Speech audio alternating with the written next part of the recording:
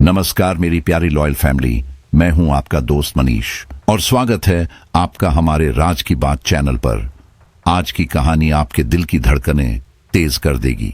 क्या आपने कभी सोचा है कि हमारी दुनिया में कुछ ऐसे रहस्य भी छुपे हैं जो हमारी समझ से परे हैं, जो हमारी रूह तक को हिला सकते हैं। यह कहानी एक ऐसे ही डरावने सच से टकराती है जहां सपनों और हकीकत के बीच की परतें धीरे धीरे घुलती जाती हैं, जहां एक आम परिवार को सामना करना पड़ता है एक ऐसी ताकत से जो इंसान नहीं कुछ और है, एक ऐसी शक्ति जो प्यार, भरोसे और रिश्तों की जड़ों को सड़ा देती है।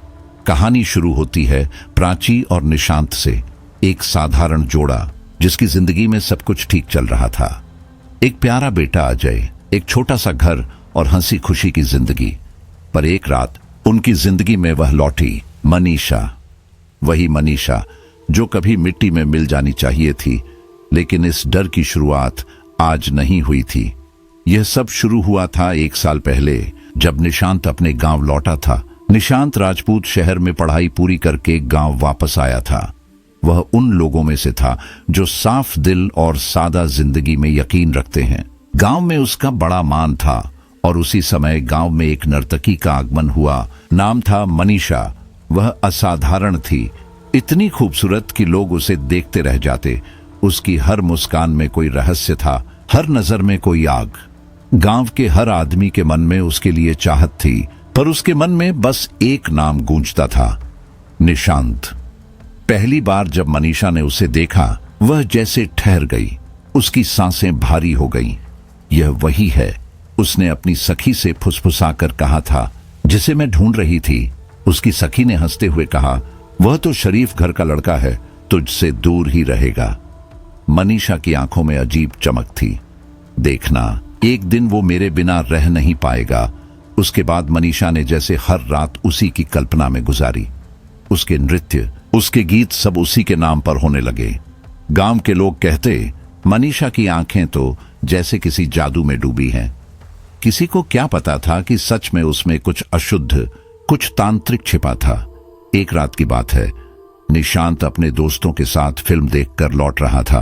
रात का सन्नाटा था, हवा में धूल और शराब की गंध तैर रही थी। उसके दोस्त पहले से ही मनीषा के दीवाने थे। उनमें से एक, रवि, बोला, चल निशांत, आज तुझे असली नाच दिखाते हैं, मनीषा का डांस। तू तो अब तक देख ही नहीं पाया। निशांत हिचकिचाया, मुझे नहीं जाना वहां, पता है मां को पसंद नहीं। रवि ने हंसते हुए कहा, अरे देख ही तो ले, मना थोड़े करेगा कोई। वह लोग उसे खींचते हुए उस कोठी तक ले गए जहां मनीषा रहती थी। मिट्टी और अगरबत्ती की मिली जुली गंध, दरवाजे पर लटकती नीली चुनरी और भीतर से आती धीमी झंकार। जैसे ही निशांत अंदर पहुंचा, उसका दिल अजीब तरह से धड़कने लगा। मनीषा दिए की लौ में नाच रही थी, रेशमी कपड़ों में। उसके बाल पीठ पर गीले सांप की तरह लहराते हुए उसने निशांत को देखा और मुस्कुराई। वह मुस्कान वैसी नहीं थी जैसी एक औरत देती है। उसमें भूख थी, जैसे किसी ने उसे सदियों से वंचित रखा हो। स्वागत है राजपूत साहब, उसने मधुर आवाज में कहा। मैं तुम्हारा इंतजार कर रही थी। निशांत के दोस्तों को शराब परोसी गई। हंसी, गीत और ढोलक की ताल में सब घुल गया। धीरे धीरे सब चले गए, निशांत वहीं रह गया। नशा बढ़ चुका था। मनीषा ने पास आकर कहा, इतना दूर से आए हो, कुछ यादगार तो होना चाहिए। उसने पान उसके होठों पर रखा। स्वाद मीठा था, मगर उसमें कुछ और भी था, कोई तेज गंध, कोई अजीब कड़वाहट। निशांत के दिमाग में धुंध छाने लगी। उसकी आंखों के सामने सब कुछ घूमने लगा, दिए की लौ, धुआं और मनीषा का चेहरा। वह पास आई। उसकी सांसें मदहोश कर देने वाली थीं। उसके पारदर्शी कपड़े पसीने और इत्र में चिपके हुए थे। कहो राजपूत, क्या मैं सुंदर नहीं हूं? उसने फुसफुसाया। निशांत ने कुछ नहीं कहा। उसका शरीर मानो खुद से बाहर जा चुका था। वह बस महसूस कर रहा था, उसकी उंगलियों की गर्माहट, उसके होठों की नमी। मनीषा ने अपनी सखी की ओर देखा और धीमे से कहा, आज मेरी जीत होगी। सखियों ने तालियां बजाईं, दिए बुझा दिए गए। कमरे में बस लाल रोशनी बाकी रह गई। वह उसके गले लग गई। आज तुम मेरे हो, उसने कहा। चांद भी आज हमारे संग पिघलेगा। निशांत ने उसे अपनी बाहों में कस लिया, पर तभी किसी ने ठंडे पानी की बाल्टी दोनों पर उड़ेल दी। निशांत, वह आवाज किसी देवी की तरह गूंजी। मनीषा चौंक कर पीछे मुड़ी। भीगे कपड़ों से उसका शरीर कांप रहा था, मगर डर उसकी आंखों में था। दरवाजे पर खड़ी थी निशांत की मां, उसके दोस्तों के साथ। मां की आंखों में गुस्सा था, दर्द भी। शर्म नहीं आती तुझे? वह चीखी। जादू टोना कर रही है तू मेरे बेटे पर। मनीषा ने जवाब नहीं दिया, बस निशांत की ओर देखा। उसकी आंखें फिर से मोहक हो गईं। वह धीरे धीरे आगे बढ़ी, अपने हाथ निशांत के गालों पर रखे। देखो, मैं उसे कितना चाहती हूं, उसने कहा। यह मेरा है बस। निशांत की मां ने उसका हाथ झटक दिया और उसे धक्का दिया। तू अपवित्र है। वह उसे घसीटकर बाहर ले जाने लगी। मनीषा चीखी, मैं इसे नहीं छोड़ूंगी। यह मेरा था, मेरा रहेगा। उसकी आवाज अचानक बदलने लगी, भारी, खुरदरी, जैसे किसी औरत की नहीं, किसी जानवर की हो। उसकी आंखों की पुतलियां फैल गईं और वह फर्श पर गिर पड़ी। तड़पते हुए कमरा ठंडा हो गया, दिए बुझ गए। निशांत की मां ने कांपते हुए कहा, यह औरत नहीं, कुछ और है। उन्होंने जमीन पर गंगा जल छींटा और मंत्र पढ़े। मनीषा चीखती रही, उसकी देह झटके खाने लगी और फिर चुप्पी। सुबह जब गांव वालों ने सुना तो उन्होंने कहा, मनीषा मर चुकी है। उसका शव वहीं मंदिरालय में मिला, चेहरा काला पड़ा हुआ था। कहा गया कि उसने खुद को आग लगा ली। निशांत की मां ने कसम खाई कि उस रात का जिक्र कोई नहीं करेगा। पर कुछ चीजें खत्म नहीं होती, वे बस रुक जाती हैं, सही वक्त का इंतजार करती हुई।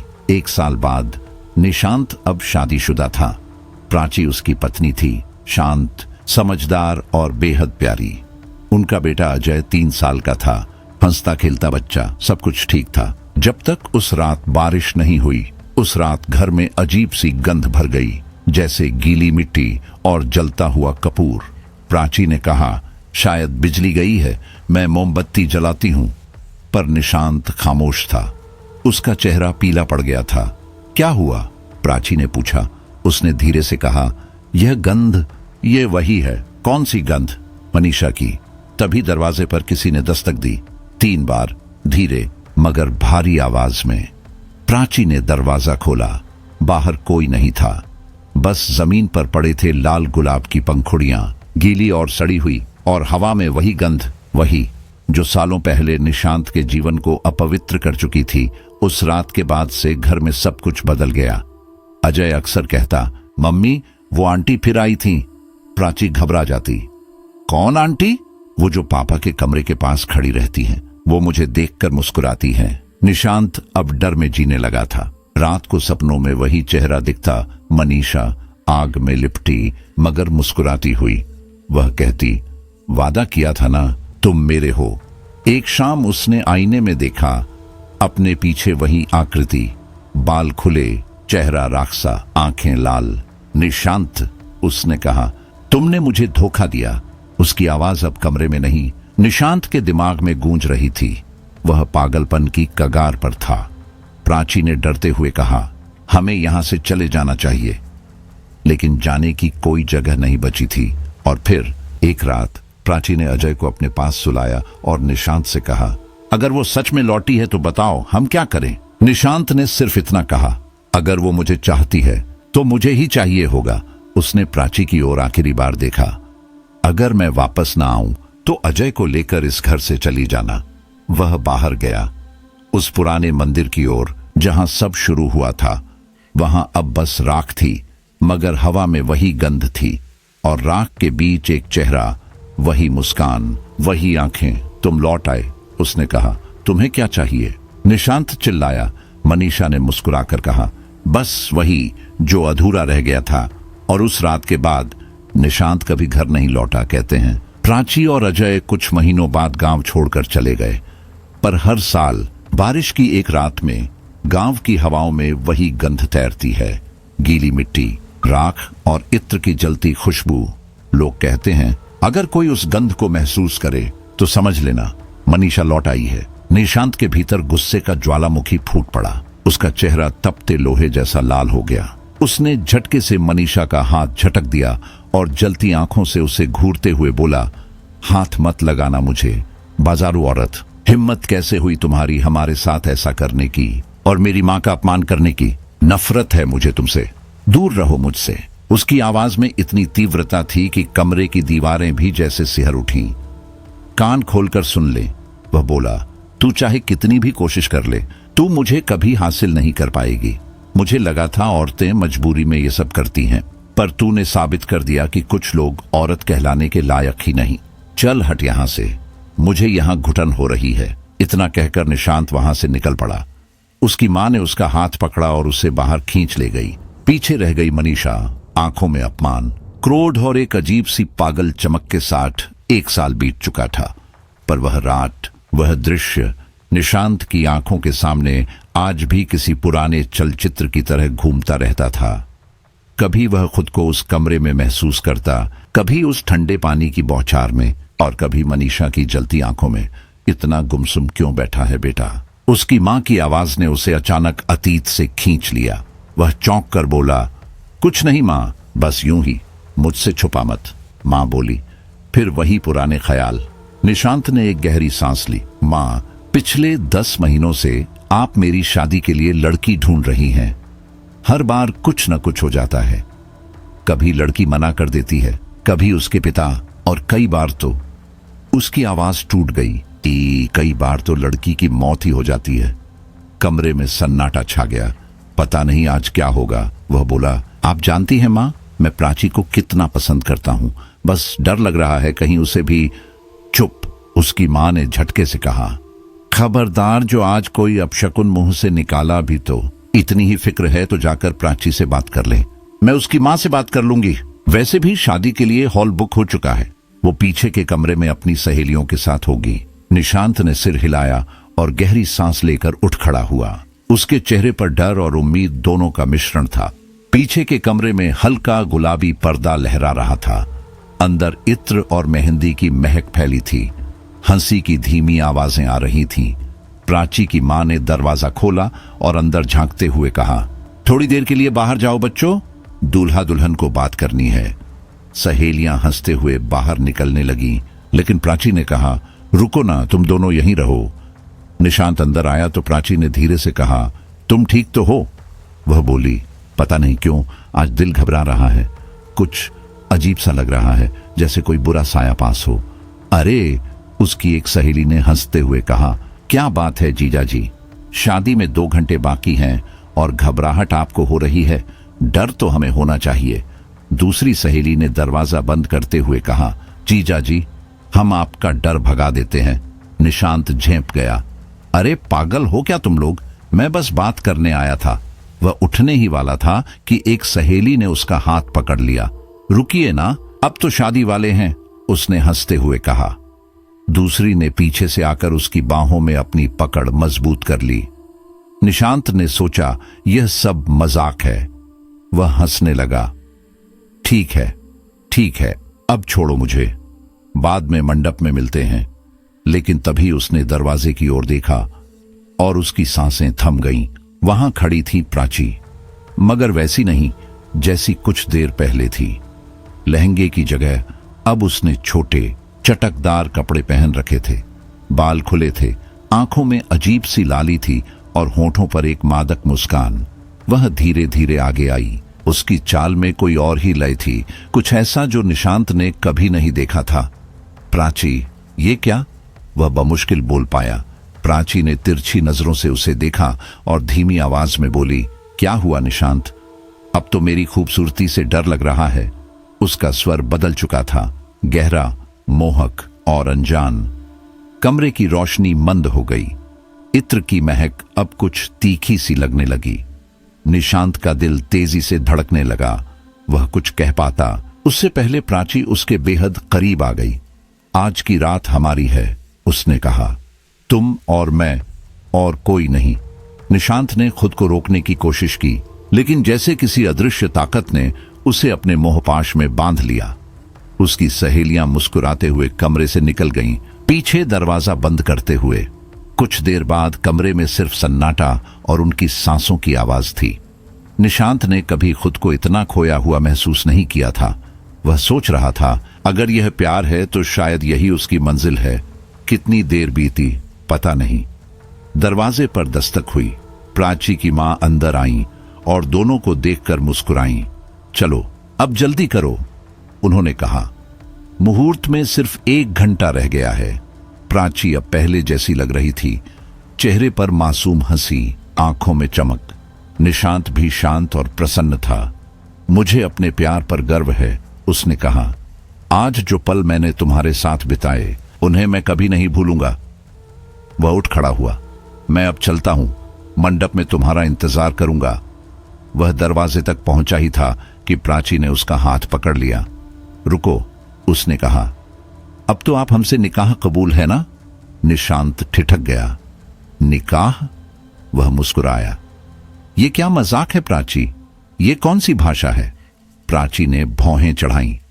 मैं नाराज हूं, आपने मेरे सवाल का जवाब नहीं दिया।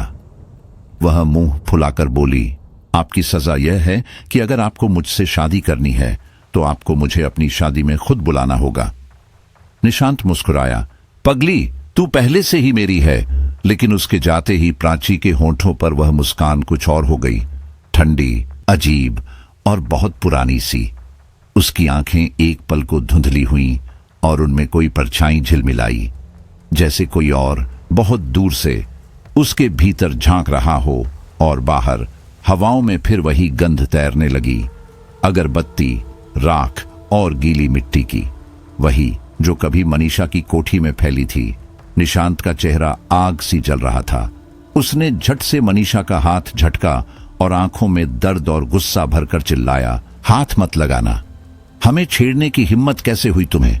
मेरी मां का अपमान किया तुमने, ये मैं सहन नहीं कर सकता। मुझसे दूर रहो। उसके शब्द ठंडे थे, पर आवाज में इतनी कठोरता थी कि कमरे की हवा जैसे ठंडी हो गई। उसने आगे कहा, कान खोलकर सुन ले, तू चाहे जितना भी कोशिश कर ले, मुझे कभी हासिल नहीं कर पाएगी। मैं सोचता था कि कुछ औरतें मजबूरी में गिरती हैं, पर तेरी तरहत बदतमीज और दिखावटी नहीं होती। निकल जा यहां से, मुझे यहां घुटन हो रही है। इतना कहकर वह अपनी मां के साथ बाहर की ओर चला गया। पीछे छोड़कर आया था एक चेहरा जो नफरत और चोट का मिश्रण लिए खड़ा था। मनीषा की आंखों में आग थी और होठों पर कोई अजीब सुनहरी हंसी जस की तस थी। 1 साल गुजर गया था, पर वह रात निशांत के जहन से नहीं मिट रही थी।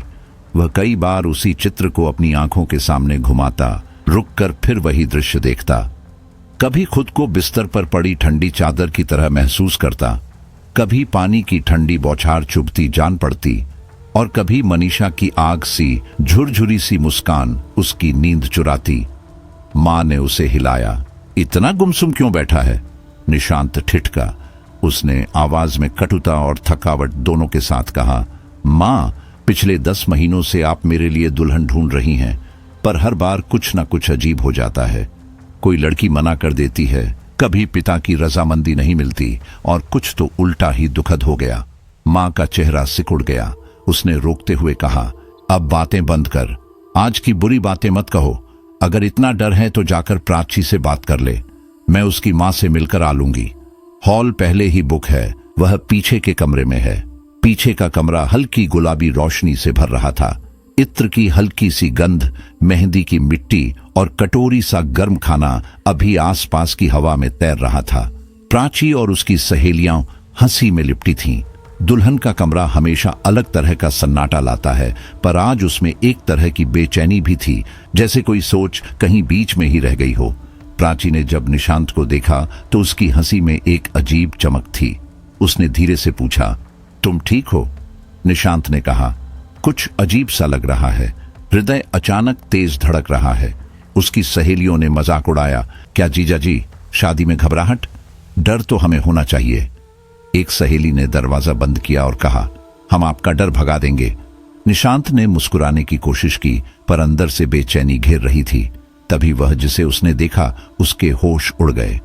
प्राची अब वही लहंगा नहीं पहने थी जो उसने मंडप में देखा था। उसके बाल खुले थे, होंठ पर हल्की पान की चिपचिप और आंखों में एक अलग सी लालिमा। छोटे कपड़े, पैर में घुंघरू और चेहरे पर एक ऐसी तिरछी मुस्कान जो जानती हुई लग रही थी। उसकी चाल में कुछ पुरानी, किसी और की लय थी। निशांत के भीतर एक द्वंद्व उठा। वह अपनी पत्नी को प्यार करता था, पर इतना बदल जाना उसे अचंभित कर गया। प्राची ने बगले में आकर उसकी आंखों में तिरछी नजर से देखा और बोली, आज रात यही हमारा है, तुम और मैं। किसी तरह का खिंचाव निशांत को अपनी ओर खींच रहा था। सहेलियां अचानक चली गईं और दरवाजा बंद हो गया। कमरे की रोशनी धीमी पड़ी। कुछ देर बाद प्राची की मां आई और खुश होकर बोली, जल्दी करो, मुहूर्त चल रहा है। प्राची ने मासूमियत से मुस्कुराकर कहा, चलो जीजा, मैं तैयार हूं। निशांत ने उसे अपने हाथों में पकड़ा, उसकी आंखों में देखा और कहा, मुझे तुम पर गर्व है, आज का पल मैं कभी नहीं भूलूंगा। वह उठकर मंडप की ओर ही बढ़ा कि प्राची ने उसका हाथ रोका और बोली, अब आप हमसे निकाह कबूल करोगे ना? निशांत मुस्कुराया, क्या बात कर रही हो प्राची, मजाक कर रही हो क्या? वह मुंह फुलाकर बोली, मैं नाराज हूं। आपकी सजा यह है कि अगर आपको मुझसे शादी करनी है तो मुझे अपनी शादी में खुद बुलाना होगा। निशांत ने खेल में मुस्कुराकर कहा, ठीक है, मैं तुम्हें अपनी शादी में आमंत्रित करता हूं। वह एक बार बोला, फिर 2 बार, फिर 3 बार उसी तरह से शब्दों को दोहराया। मैं तुम्हें अपनी शादी में बुलाता हूं, मैं तुम्हारा स्वागत करता हूं, मैं तुम्हारा स्वागत करता हूं। उसने हंसकर वहां से चल दिया। मंडप की रौनक अलग तरह की थी। लोगों की भीड़, शहनाई की तीखी तान और मां की आंखों में आशीर्वाद। शादी की रस्में एक एक कर पूरी होती रहीं। अंत में जब रात का समय आया और दावत के बाद सब कुछ शांत हुआ तो निशांत अपने दोस्त के साथ प्राची के कमरे तक गया। दरवाजे पर खामोशी थी। उसने घूंघट उठाया और जो नजर सामने आया वह उसकी रूह हिला देने वाला था। प्राची के खुले बाल, काजल से ढले काले आंसू भरे आंखों के किनारे, मुंह में पान की तीखी खुशबू और कमर पर घुंघरू। वह उसे ऐसे घूर रही थी कि जैसे किसी पुराने खाते की वसूली कर रही हो। निशांत का मन ठिठक गया। वह पीछे हटते हुए गिर पड़ा। उसके सामने प्राची नहीं, मनीषा की छाया झिलमिलाकर उभर आई थी। निशांत की सांसें फट पड़ी। प्राची, क्या बात है, तुम क्या कर रही हो? उसने बड़बड़ाया। पर तभी प्राची बिस्तर से कूद पड़ी और उसकी छाती पर चढ़कर चिल्लाई, प्राची नहीं, मैं मनीषा हूं। मैं वही मनीषा हूं जिसे तुमने तुच्छ समझकर त्याग दिया था। कमरे की दीवारें मानो सांस रोकने लगीं। प्राची के शब्दों में कोई और सुर घुला हुआ था। मनीषा ने आगे कहा, तुमने मेरे साथ जो किया मैं उसे भूल नहीं सकती। तुम्हारी मां ने मुझे बाजारू कहा, नाचने वाली कहा। उस अपमान ने मेरे भीतर कुछ बदल दिया। मैं अब वही नहीं जो पहले थी। निशांत ने रोते हुए कहा, यह सब पागलपन बंद करो। जाने को कहो, मेरी मां को छोड़ दो, मेरी पत्नी को छोड़ दो। मनीषा हंसी। उसकी हंसी में अब कठोरता और पुरानी योजना की ठंडक थी। तेरी प्राची की चिंता है तुझे? याद कर 1 साल पहले जब तूने मुझे वहीं छोड़ दिया था। रात में मैं अकेली गई थी और जंगल में पहुंचकर मैंने एक तांत्रिक देखा। वह साधक किसी आम इंसान जैसा नहीं था। उसने धीरे से कहा, मैंने उससे कहा, मैं उसे भूल नहीं सकती, मैं उसे चाहती हूं और उसकी खातिर कुछ भी कर जाऊंगी। उसने कहा, यह साधारण तंत्र नहीं है, इसमें बड़ी कीमत लगेगी। मैंने कहा, मैं जीवन दे दूंगी, पर उसे पाना चाहती थी। मनीषा का चेहरा सख्त हो आया। तांत्रिक ने मुझे काले वस्त्र पहनने को कहा। रात गहन हुई और उसने जिस मुर्दे को बुलाया वह मरा नहीं लगा, वह कुछ और था। उस पर कीड़े रेंग रहे थे। उसकी त्वचा सड़ी हुई थी। तांत्रिक ने कहा, अगर तुम निशांत पाना चाहती हो तो उस मुर्दे को खुश करना होगा। उसकी आवाज धीमी पर कांपती थी। उस मुर्दे ने मुझे अपनी गोद में उठा लिया। मैंने चीखा पर कोई फर्क नहीं पड़ा। तब से मेरी इच्छा और रोष दोनों मिलकर मुझे बदलने लगे। मैंने काले तंत्र की गहराइयों में उतरना सीख लिया। मैंने खुद को बदलकर उसे पाने का वादा किया। निशांत के भीतर सब कुछ टूट रहा था। वह जमीन पर बैठकर अपनी कनपटी दबाता रहा। उसे अचानक उस रात की सच्चाई का घिनौना एहसास हुआ। उस अपमान ने किसी इंसान को कितना गहरा बदल दिया था, यह उसने कल्पना नहीं की थी। मनीषा ने बिना रुके कहा, तुमने मुझे अपमानित किया, छोड़ा और चली गई। तुम्हारी पत्नी ने मुझे 3 बार अपनी शादी में बुलाकर मुझे अपने घर में स्वागत किया। वह खुद मेरे हाथों में आई। अब कोई बूढ़ी मां, कोई तांत्रिक या कोई गिने चुने शब्द मुझे भगाने में सफल नहीं होगा। मैंने जो लिया है उसे मैं छोड़ूंगी नहीं। निशांत ने घबरा कर पुकारा, जाओ यहीं से, अब वापस जाओ। पर मनीषा ने उसकी ओर इशारा कर कहा, तुमने ही मुझे यह राह दिखाई थी, अब इसका खामियाजा तुम भुगतोगे। उस रात के बाद निशांत की नींद उड़ गई। उसकी आंखों के सामने पुरानी बातें बार बार झलकती। उसकी मां की दुआएं, प्राची का बदलता मिजाज और मनीषा की पटरी टूटती हुई हंसी। वह समझ नहीं पा रहा था कि उसने किस मोड़ पर अपनी जिंदगी को खो दिया था। जब भी बारिश आती, घर में वही गंध फैल जाती, गीली मिट्टी के साथ कुछ मीठी और जलन भरी खुशबू। अजय कई बार कहता, मम्मी, आंटी फिर आई थी, वो मुझे मुस्कुरा कर देख रही थी। प्राची चुप हो जाती और उसका चेहरा हल्का सा पीला पड़ जाता। निशांत की आंखों में पछतावा और डर दोनों मिल जाते। कभी कभी वह अपने आप से पूछता, क्या अपमानों का बदला हर बार किसी और को अपनी आग में जलाने से मिलता है? क्या कोई दर्द इतना गहरा होता है कि वह किसी को दूषित कर दे? पर जवाब नहीं आता था। सिर्फ एक खालीपन और डर कि एक बार जो शुरू हो गया वह रुकना नहीं जानता। और मनीषा, जो एक नाम और एक स्मृति मात्र थी, अब उस घर के हर कोने में अपनी उपस्थिति दर्ज करती रही। उसकी हंसी, उसका गाना, उसकी पुरानी खुशबू कभी दूर नहीं हुई। निशांत की जिंदगी अब एक टूटे हुए आईने की तरह थी, जिसमें हर दर्पण एक अलग चेहरा दिखाता। वह समझ रहा था कि कुछ बातों का दमन करने से वे और गहरी खाई खोद लेती हैं। उसने जान लिया था कि अपमान की आग कभी केवल क्षणिक चोट नहीं रहती, वह किसी का पुराना जीना बदल सकती है। रातें आती और हड़बड़ी होती, पर गांव की हवाओं में वही गंध हर बार लौट आती। लोग कहते, अगर उस गंध को महसूस कर लो तो समझ लो कि पुरानी इच्छाएं, पुराना बदला फिर से जाग उठा है। और निशांत, उसकी आंखों में अब सालों के पश्चात भी वही थकान और अपराध का चेहरा नजर आता रहा। उस मुर्दे ने मुझे पूरे 61 दिनों तक अपनी कैद में रखा। हर रात वह मेरी आत्मा को खरोंचता रहा, मेरे शरीर को ऐसे यातनाएं देता जैसे किसी अधूरी इच्छा का बदला ले रहा हो। कब मेरा शरीर उसकी दुनिया में खिंच गया, मुझे खुद भी नहीं पता चला। बस इतना याद है कि हर रात मेरा दिल ठंडा पड़ जाता था और हर सुबह मैं किसी और की आवाज में चीख उठती थी। जब 61वां दिन पूरा हुआ, तब तांत्रिक ने मुझे वापस बुलाया। मैं तब तक इंसान नहीं रही थी, मैं कुछ और बन चुकी थी। तांत्रिक ने मुझे अपने सामने बिठाया और कहा, अब तू आधी दुनिया की नहीं रही, अब तू उस अंधेरे की है जहां से कोई लौटता नहीं। उसने मुझे काले तंत्र के ऐसे मंत्र सिखाए जिनसे मैं किसी को भी अपने बस में कर सकती थी, चाहे वह कहीं भी हो। वहीं बैठकर मैं तेरी जिंदगी की हर डोर खींच सकती थी। निशांत, मैंने ही तेरी हर शादी तोड़वाई, मैंने ही उन लड़कियों को अपने तंत्र के भूखे शैतानों को भोग के रूप में चढ़ाया। हर बार जब कोई लड़की तेरे करीब आती तो मैं उसके सपनों में जाती, उसके कान में फुसफुसाती, उसका नाम मत लेना नहीं तो मर जाएगी। और वे मर गईं, एक एक कर, कभी बुखार में, कभी सड़क पर, कभी अपनी ही सांस रोककर। जब मुझे पता चला कि तू प्राची को चाहता है, तेरी आंखों में वही चमक देखी जो कभी मेरे लिए थी, तब मैं हंसी, बहुत देर तक हंसती रही। आज मैंने तुझसे अपने सारे अधूरे वादे पूरे कर लिए। तूने मुझे 3 बार अपने मंडप में बुलाया, आपका स्वागत है, आपका स्वागत है, आपका स्वागत है। और उस तीसरी बार के साथ ही मैं तेरी प्राची के शरीर में उतर आई। अब वही शरीर मेरा है। अब तेरी प्राची नहीं, तेरी मनीषा तेरे साथ है। तेरी मां ने खुद मेरे लिए आरती उतारी और खुद मेरे पांवों से द्वार का दूध गिराया। अब तू मेरा है निशांत, हमेशा के लिए। यह सुनकर निशांत का सिर झुक गया।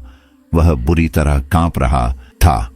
उसका शरीर सुन्न हो चुका था, लेकिन मनीषा अब भी उन्माद में थी।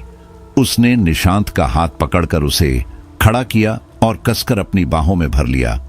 अब मैं तुझे कभी छोड़कर नहीं जाऊंगी, उसने पागलों की तरह हंसते हुए कहा। हर रात तू मेरी प्यास बुझाएगा, हर सुबह तेरी सांस मेरी बन जाएगी। उस रात निशांत ने खुद को आजाद करने की बहुत कोशिश की, पर मनीषा का शरीर अब किसी और की शक्ति से भरा था। उसकी त्वचा में ठंडक नहीं, आग थी। उसकी आंखों में प्रेम नहीं, भूख थी। और उसकी सांस में इंसानियत नहीं, किसी और लोक की गंध थी, गीली मिट्टी और जलते लोहे की। वह पूरी रात उसे अपनी गिरफ्त में रखती रही। निशांत का शरीर अब उसका था, पर उसकी आत्मा टूट चुकी थी। मनीषा की प्यास कभी खत्म नहीं होती थी।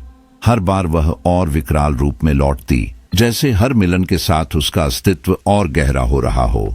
वह अब औरत नहीं थी, वह अशुद्ध तंत्र से बनी एक पिशाचिनी थी, जो अधूरी मोहब्बत की आग में जली और उसी आग से जन्मी। सुबह जब रोशनी दरवाजे से भीतर आई, निशांत की आंखें मुश्किल से खुलीं। कमजोरी से वह बिस्तर से उठ भी नहीं सका। जब उसने ऊपर देखा, मनीषा उसी के पास बैठी थी, नंगे पांव, उलझे बालों में खून के सूखे कतरे और चेहरा किसी ठंडी पागल मुस्कान से सजा हुआ। जाग गए? उसने धीमे से कहा। फिर उसकी उंगलियां निशांत के सीने पर फिरने लगीं, ठंडी पर जलती हुई। उसने उसकी गर्दन के पास झुककर उसकी गंध ली, गहरी, जानवर जैसी सांस के साथ। वह उसे वैसे सूंघ रही थी जैसे कोई भूखा भेड़िया अपने शिकार की गंध लेता है। निशांत चाहता था कि वह चिल्लाए, सब कुछ बता दे अपनी मां को, लेकिन उसके होंठों से आवाज नहीं निकली, क्योंकि वह जानता था ऐसा करने पर उसकी मां की मौत पक्की थी। अगले दिन निशांत के घर रिसेप्शन था। पूरा घर सजाया गया था, लाइटें, फूल, ढोल की आवाजें और मेहमानों की हंसी। किसी को क्या पता था कि दुल्हन के शरीर में कोई और बसता है। प्राची के ससुराल वाले, रिश्तेदार सब आए थे। मां खुश थी और निशांत बस खामोश। दोपहर के वक्त उसने कहा, मां, मुझे थोड़ी देर के लिए ऑफिस जाना है, बहुत जरूरी काम है। मां ने कहा, ज्यादा देर मत करना, 8 बजे तक लौट आना। पर निशांत रात के 10 बजे लौटा। क्यों देर हुई, यह सिर्फ वही जानता था। जब वह घर पहुंचा तो हॉल से अजीब सी आवाजें आ रही थीं, नाचने, हंसने और शराब के गिलासों की टकराहट। उसने दरवाजा खोला और सामने जो देखा, उसके पैरों तले जमीन खिसक गई। सामने उसके दोस्त, मदहोश, नाचते हुए, शराब की गंध से लिपटे हुए, और उन्हें नचाने वाली थी प्राची, या कहो मनीषा। वह बेहद छोटे कपड़ों में अपनी दोनों सहेलियों के साथ किसी नाच घर की औरत की तरह मटक रही थी। उसका चेहरा लाल रोशनी में चमक रहा था, आंखों में वही पुरानी आग थी। उसके दोस्त हंसते, उसकी कमर पकड़ते, उसके शरीर को बेहुदा ढंग से छूते। मनीषा मुस्कुराती रही, जैसे यह उसका ही जश्न हो। निशांत के भीतर कुछ टूट गया। गुस्सा, अपमान और घृणा सब एक साथ उठे। वह दीवार के पीछे छिपकर सब देखता रहा। यह दृश्य असहनीय था। उसकी पत्नी का शरीर अब किसी और की कठपुतली बन चुका था। उसने कुछ सोचा और फिर अचानक अपनी जेब से एक खाली शराब की बोतल उठाई। वह मुस्कुराया, 2 घूंट का अभिनय किया और बोला, अरे क्या बात है, आज तो सब मौज में है।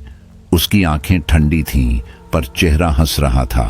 वह आगे बढ़ा और नाचने वालों में शामिल हो गया। मनीषा ने उसे देखा। एक पल के लिए उसकी आंखों की चमक मंद हुई। निशांत की चाल अब बदल चुकी थी। उसके मन में अब सिर्फ एक विचार था, खेल को उसी के नियमों से खत्म करना। मनीषा की आंखें फटी की फटी रह गईं। यह सब उसने सोचा नहीं था। उसका इरादा तो सिर्फ इतना था कि प्राची के शरीर का इस्तेमाल करके निशांत को तड़पाए, उसे अपने सामने टूटते हुए देखे। पर जब उसने देखा कि निशांत को कोई फर्क ही नहीं पड़ रहा, कि वह बस ठंडी नजरों से उसे देख रहा है, जैसे कुछ महसूस ही न कर रहा हो, तो उसके भीतर कुछ सुलग उठा। वह और बेशर्म हो गई। अपनी कमर को झटकते हुए एक अजीब मादकता के साथ वह आगे बढ़ी और निशांत के एक दोस्त की गोद में बैठ गई। कमरे में मौजूद सबके चेहरों पर नशे की परतें थीं, शराब की गंध, सस्ती परफ्यूम और धुएं की धुंध। धीरे धीरे उसने अपनी नाइटी उतारी और बाकी दोस्तों की ओर फेंक दी। एक पल के लिए सब थम गए। कमरे में बस उसकी सांसों की आवाज गूंज रही थी। निशांत की आंखों के सामने यह दृश्य किसी दुस्वप्न की तरह लहराया। उसका दिल धक धक करता उठा। उसकी नसें तन गईं। जिस शरीर को उसने अपनी पत्नी के रूप में स्वीकार किया था वही अब इस तरह बेइज्जत हो रहा था और वह कुछ कर भी नहीं पा रहा था। उसकी मुट्ठियां कस गईं। लेकिन तभी मनीषा का चेहरा, वह ठंडी जानलेवा हंसी फिर सामने आई। वह हंस रही थी जैसे उसे हर दर्द का हिसाब मिला हो। वह सोच रही थी कि अब निशांत सह नहीं पाएगा, अब वह टूट जाएगा। पर जब उसने देखा कि निशांत तो बस शांत बैठा है, अपनी जगह से हिला भी नहीं, तो उसका चेहरा तमतमा उठा। उसने अपनी आंखें सिकोड़कर कहा, तो दर्द भी नहीं होता अब तुझे? और अगली ही पल उसने बेहयाई की सारी हदें पार कर दी। वह आगे बढ़ी और निशांत के ही एक जिगरी दोस्त के होठों पर अपने होठ रख दिए। उसने आंखें खोले बिना आधा झुककर निशांत की ओर देखा, जैसे वह उससे कह रही हो, देख, अब मैं तेरा अपमान तेरी आंखों के सामने करती हूं। कमरा अचानक धीमा हो गया। निशांत के कानों में अब कोई संगीत नहीं था, बस दिल की जोर से धड़कती आवाज थी। वह अंदर से फट गया था। उसे लगा जैसे कोई उसके सीने में हथौड़े चला रहा हो, मगर उसने बाहर से कोई प्रतिक्रिया नहीं दी। उसके चेहरे पर बस एक हल्की मुस्कान आई, ठंडी, सोच भरी और बहुत ही खतरनाक। उसने तय किया, अब यह खेल उसी के नियमों पर खत्म होगा। वह उठकर मनीषा की एक सहेली के पास गया। वह नशे में थी, झूम रही थी। निशांत ने हाथ में बोतल ली, 2 घूंट पीने का नाटक किया और उसके साथ नाचने लगा। धीरे धीरे उसकी चाल मादक हुई। उसकी आंखों में हल्की चमक आई। मनीषा वहीं ठिठक गई। वह हैरानी से उसे देखने लगी। उसके होंठ खुले के खुले रह गए।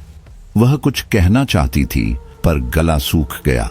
उसने अपनी सहेली को घूरा, वो सहेली जो अब निशांत की बाहों में झूल रही थी। तभी निशांत ने अपनी चाल पूरी की। वह एक झटके से उस सहेली को अपनी बाहों में उठा ले गया। कमरा तालियों से गूंज उठा। नशे में डूबे सब लोग हंस रहे थे, लेकिन मनीषा की मुस्कान अब गायब हो चुकी थी। निशांत उसकी सहेली को लेकर अपने कमरे की ओर बढ़ गया। मनीषा की आंखें अब खून उतर रही थीं। वह भीतर तक जल उठी थी। यह अपमान नहीं था, यह चुनौती थी। वह सोच भी नहीं पाई कि आगे क्या होगा, बस अपने क्रोध में जलती रही। कमरे के अंदर निशांत की योजना साफ थी। वह जानता था अगर उसने किसी और के साथ ऐसा दिखावा किया तो मनीषा खुद बाहर नहीं रह पाएगी। वह जरूर प्राची का शरीर छोड़कर अपने असली रूप में बाहर आएगी। बिस्तर पर उसने उस लड़की को लेटाया, उसके गालों को हल्के से छुआ, उसकी कमर पर हाथ रखा, बस इतना कि बाहर से देखने वाला पागल हो जाए। लड़की हंस रही थी, नशे में खोई हुई। निशांत की नजर दरवाजे पर थी। वह जानता था अब बस कुछ ही पल और फिर दरवाजा जोर से खटखटाया गया। खोलो! निशांत, दरवाजा खोलो। वह नहीं खुला। 1, 2, 3 बार। फिर एक अजीब गुर्राती हुई चीख गूंजी। मनीषा अब अपनी सीमाएं खो चुकी थी। उसने प्राची का शरीर वहीं छोड़ दिया और अपने असली भयानक रूप में कमरे में दाखिल हुई। दरवाजा धड़ाम से खुला। हवा में सड़ांध भर गई, सड़ी मांस की, गंधक की और किसी पुराने शव की गंध। मनीषा के पैर उल्टे मुड़े हुए थे। उसके बाल हवा में सांपों की तरह फुफकार रहे थे। चेहरा राख जैसा, आंखें लाल और मुंह से खून टपक रहा था। उसके दांत बाहर निकले हुए थे, लंबे और नुकीले। उसके शरीर पर कीड़े रेंग रहे थे, जीवित कीड़े जो उसे खाते जा रहे थे, पर वह मुस्कुरा रही थी। निशांत ने देखा और फिर भी देखा नहीं। उसने ऐसा दिखाया जैसे सब कुछ सामान्य हो। वह बिस्तर पर पड़ा था, आंखें बंद, सांसें शांत, पर मनीषा अब ज्वाला बन चुकी थी।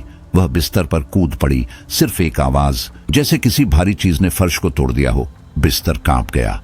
लड़की चीखी। निशांत झटके से नीचे गिरा और फर्श पर सरक गया। मनीषा ने उसकी सहेली को पकड़ा और गरज कर बोली, मेरे निशांत का भोग करेगी तू? मेरे रहते हुए? उसकी वासना सिर्फ मनीषा बुझा सकती है, कोई और नहीं। उसकी आवाज अब इंसानी नहीं थी। लड़की रो पड़ी, हाथ जोड़कर गिड़गिड़ाने लगी, मुझे माफ कर दो, मैंने कुछ नहीं किया। पर मनीषा अब सुनने की स्थिति में नहीं थी। वह झुकी और अगले ही पल निशांत ने वह आवाज सुनी, चबाने की। कुछ गीला, कुछ गाढ़ा, कुछ भयानक। वह कांप उठा। धीरे से उसने सिर उठाया और उसकी आंखें पत्थर बन गईं। मनीषा अपनी सहेली के सीने पर झुकी हुई थी, उसके वक्ष से मांस के टुकड़े नोचकर अपने हाथों में थामे हुए उन्हें चबा रही थी। हर कौर के साथ उसके जबड़े से आवाज आती, छपाक छपाक छपाक। खून की धारें बिस्तर से बहती हुई नीचे फर्श पर गिर रही थीं। लड़की का पेट फटा हुआ था, उसका शरीर कांपते हुए तड़प रहा था और उसके मुंह से सिर्फ एक टूटी हुई हिचकी निकल रही थी। कमरे में सन्नाटा था, बस उस चबाने की आवाज और खून की महक।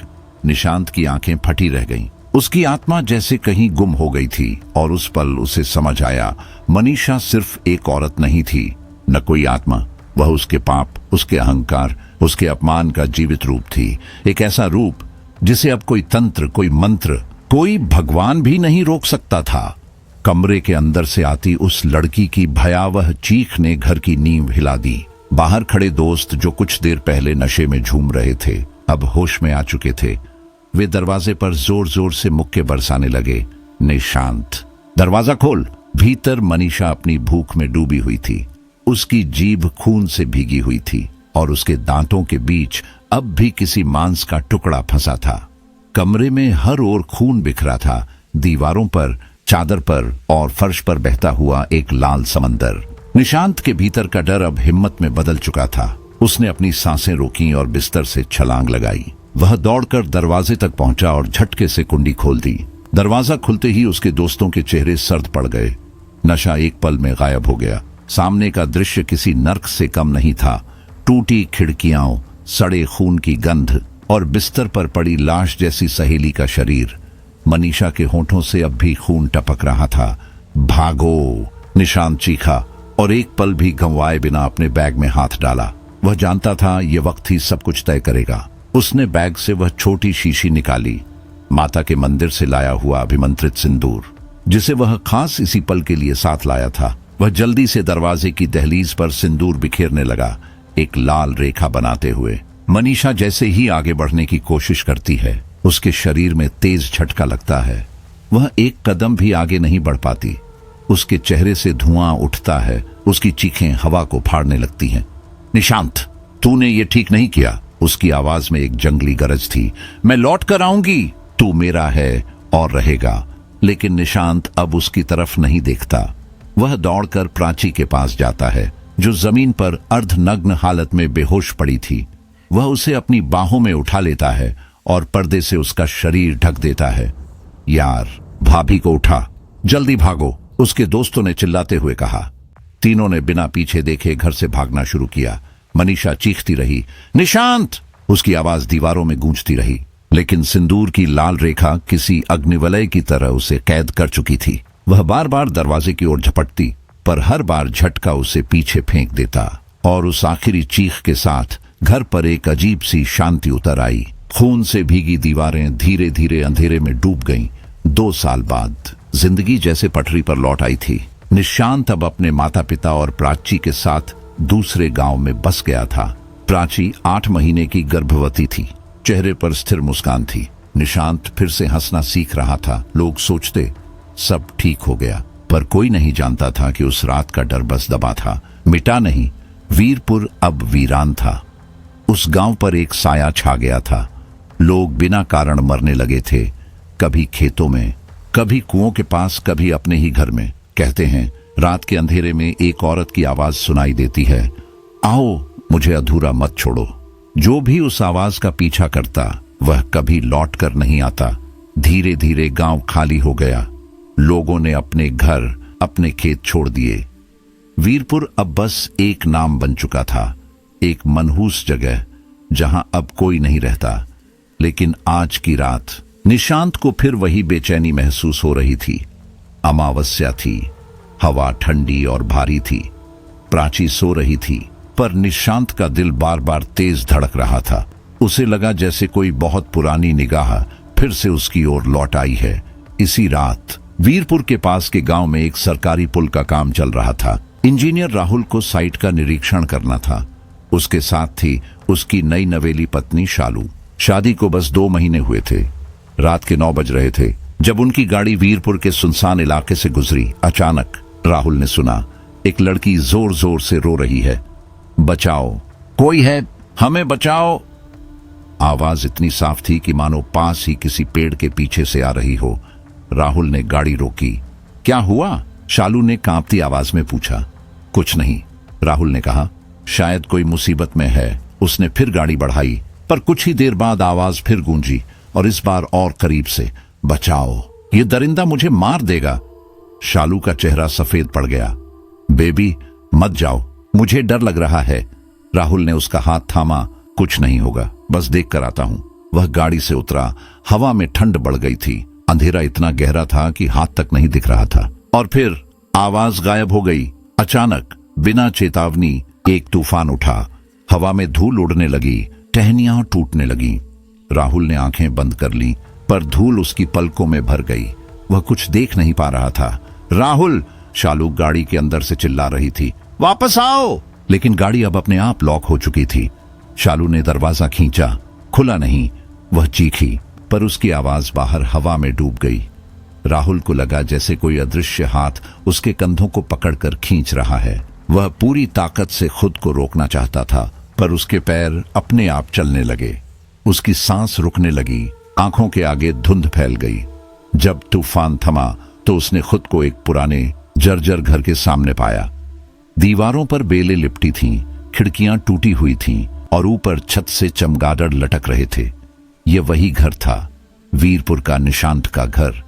राहुल ने आंखें मलते हुए कहा, ये मैं कहां आ गया? अंदर से हल्की रोशनी झिलमिला रही थी। एक आकृति दरवाजे पर खड़ी थी। लंबे बाल, लाल साड़ी, चेहरे पर अजीब मुस्कान। वह औरत धीरे धीरे बाहर आई। उसकी त्वचा में एक अलौकिक चमक थी, आंखें गहरी और सम्मोहक। वह मुस्कुराई।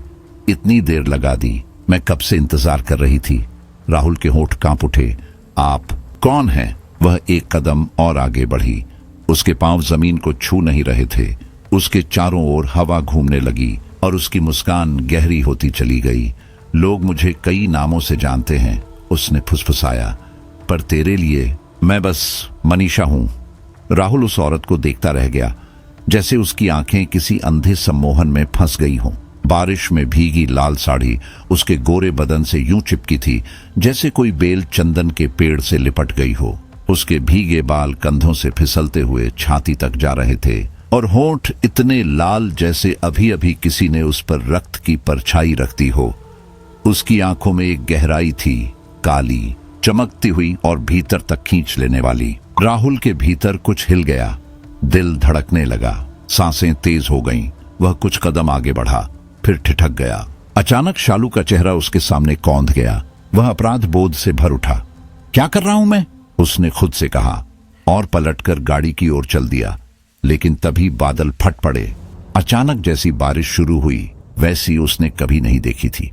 तेज, हिंसक और ठंडी, जैसे आसमान खुद किसी प्रलय का हिस्सा बन गया हो। राहुल ने कोट सिर पर रखा और भागने लगा। शालू! तभी पीछे से एक स्त्री स्वर ने पुकारा, धीमा पर गूंजता हुआ। रुक जाओ! वह पलटा। दरवाजे पर वही औरत खड़ी थी। बारिश में भीगी साड़ी उसके शरीर से इस कदर लिपटी थी कि उसकी हर लकीर, हर सांस स्पष्ट दिख रही थी। उसके बाल चेहरे से चिपके थे, आंखों में वही सम्मोहक लाली। वह मुस्कुराई, धीमी, कामुक और जानलेवा। मुद्दतों बाद आई है यह झरोखे की रात, उसने गुनगुनाते हुए कहा। आज तो करीब आने दे, भूल जा खुद को मुझ में, और मुझे भी भूल जाने दे। उसकी आवाज बारिश में घुलकर शहद जैसी लग रही थी, मीठी, भारी और नशीली। राहुल ने एक कदम बढ़ाया, फिर दूसरा। उसके भीतर की सारी चेतना जैसे धीमे धीमे पिघल रही थी। वह औरत भीतर चली गई। अंदर से उसकी गुनगुनाहट गूंजने लगी, एक मादक गीत की तरह जो हवा में फैलकर किसी को भी अपनी तरफ खींच ले। राहुल का शरीर अपने आप चलने लगा। कदम किसी और के वश में थे। वह घर के भीतर दाखिल हुआ। अंदर अंधेरा था, बस दीवार पर टिमटिमाती एक लाल मोमबत्ती जल रही थी। वह औरत धीरे धीरे पीछे मुड़ी और मुस्कुराई, फिर अपनी उंगलियों से राहुल का हाथ थामा और उसे भीतर के कमरे तक ले गई। डरो मत, उसने कहा, यह रात सिर्फ हमारी है।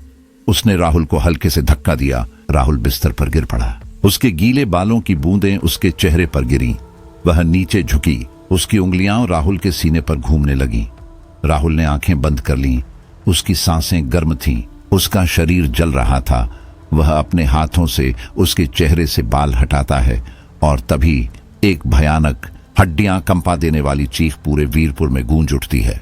शालू, जो गाड़ी में बंद थी, अचानक उस चीख से उछल पड़ी। राहुल! वह पागलों की तरह कार के शीशे पर मुक्के बरसाने लगी। गाड़ी लॉक थी, पर उसने जोर लगाकर शीशा तोड़ दिया।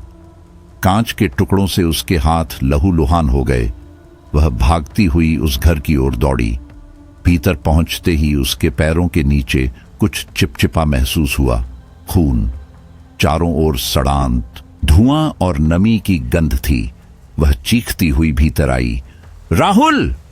कमरे में जो दृश्य उसने देखा वह उसकी चीख में जम गया। राहुल जमीन पर था और उसके ऊपर वही औरत, अब अपने असली रूप में।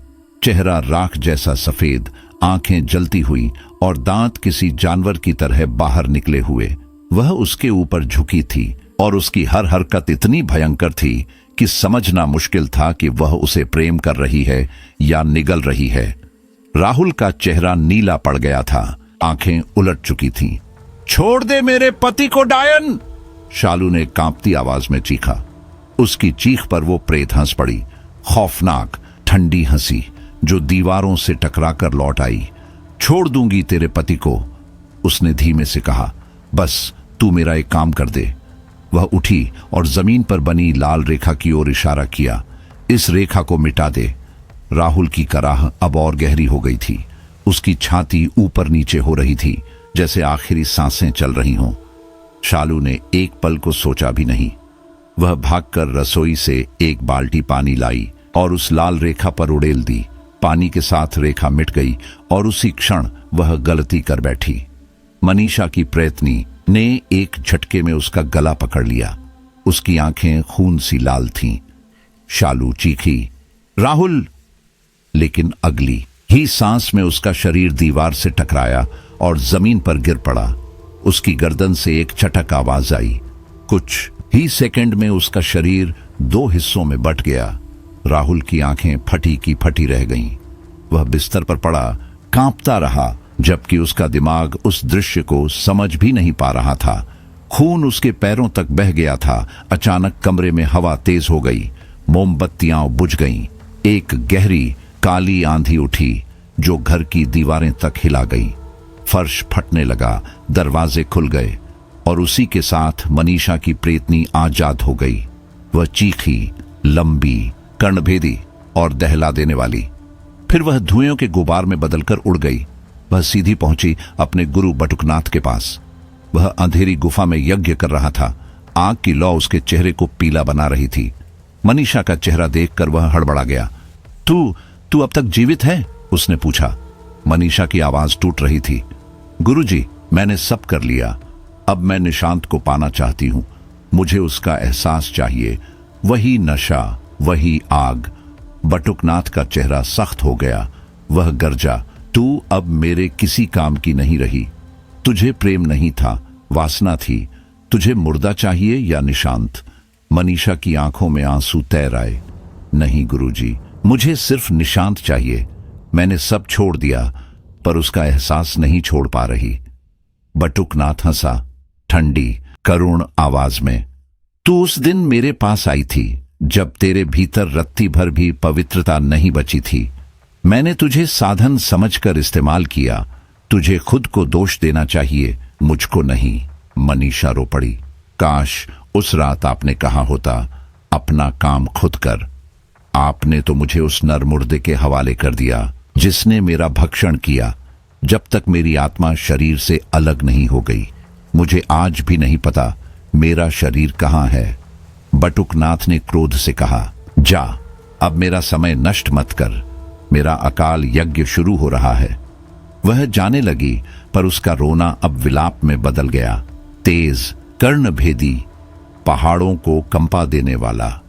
गुफा में हवा थम गई, अग्नि डगमगाने लगी।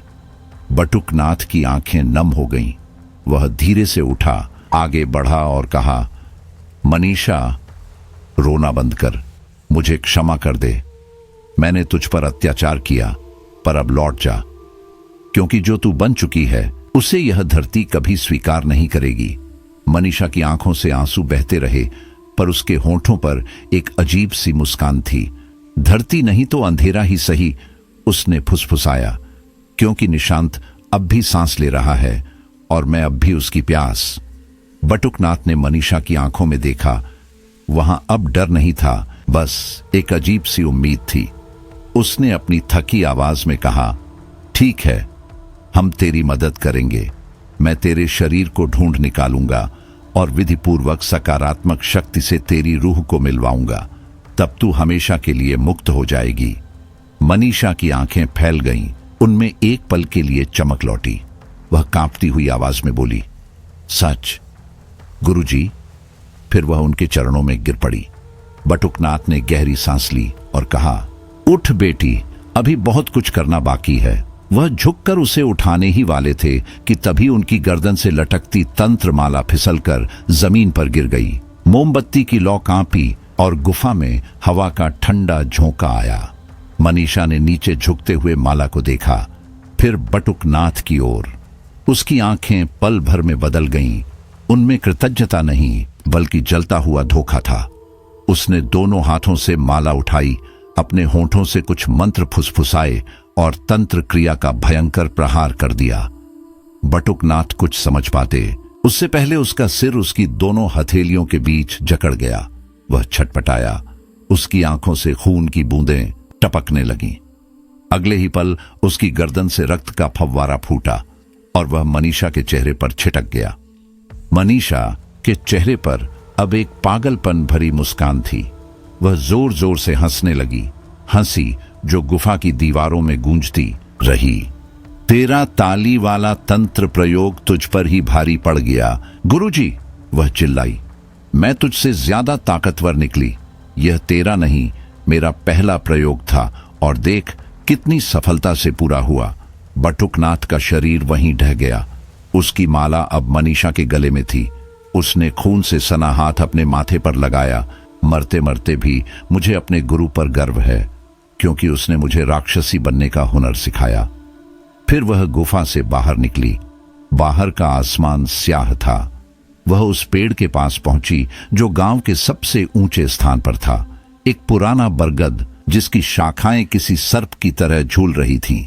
मनीषा उसी पर चढ़ गई, वहीं बैठी रही, पांव लटकाए, बाल फैलाए और आंखों में वही न खत्म होने वाली प्रतीक्षा।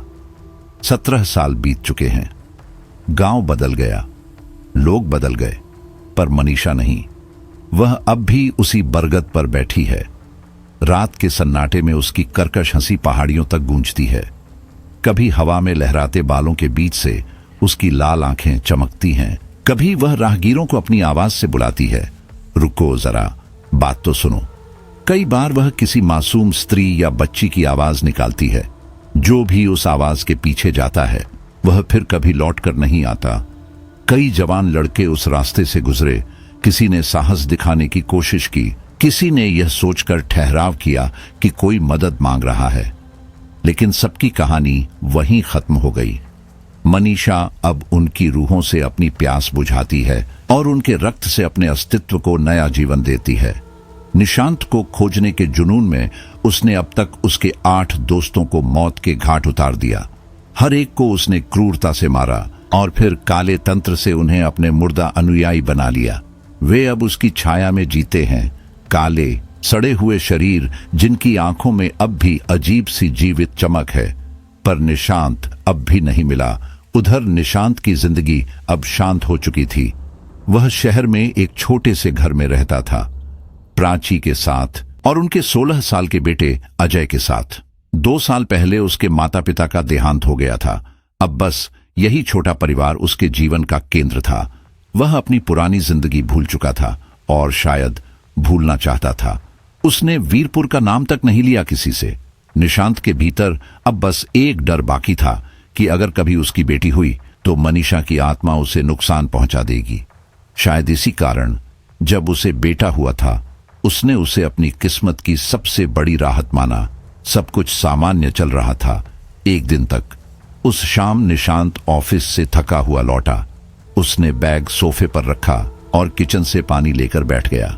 घर शांत था, बस कहीं दूर से आती एक गुनगुनाहट सुनाई दे रही थी। वह गाना, वही पुराना गीत, एक धुन जो कभी उसने सिर्फ एक बार सुनी थी, मनीषा के होठों से। उस रात उस अंधेरे कमरे में उसकी रूह कांप गई। वह उठकर धीरे धीरे उस आवाज की दिशा में चला।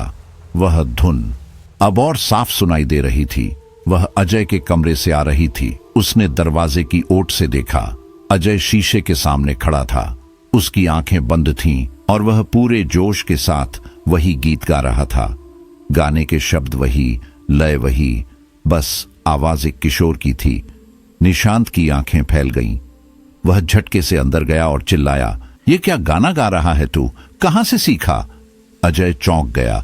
उसने हकलाकर कहा, पापा, बस रेडियो पर सुना था, अच्छा लगा तो। झूठ बोल रहा है। निशांत की आवाज कांप रही थी। कहां से सीखा? किसने सिखाया? प्राची, जो दूसरे कमरे में पुराने कपड़े ठीक कर रही थी, उसकी आवाज सुनकर भागी चली आई। क्या हुआ? ये शोर क्यों मचा रखा है? उसने अजय को देखा, डरा हुआ, कांपता हुआ। फिर निशांत की ओर मुड़कर बोली, आप पागल हो गए हैं क्या? बच्चा है, गाना गा रहा है, इसमें क्या गलत है? तुम नहीं समझोगी। निशांत बड़बड़ाया, यह वही धुन है। प्राची ने उसकी बांह थाम ली। बस कीजिए, बच्चे पर मत चिल्लाइए। अजय, पापा से माफी मांगो। अजय को कुछ समझ नहीं आया, फिर भी उसने सिर झुकाकर कहा, सॉरी पापा, और कमरे से बाहर चला गया। निशांत अब भी सुन्न खड़ा था। वह पसीने में भीगा हुआ था, जबकि बाहर ठंडी हवा चल रही थी।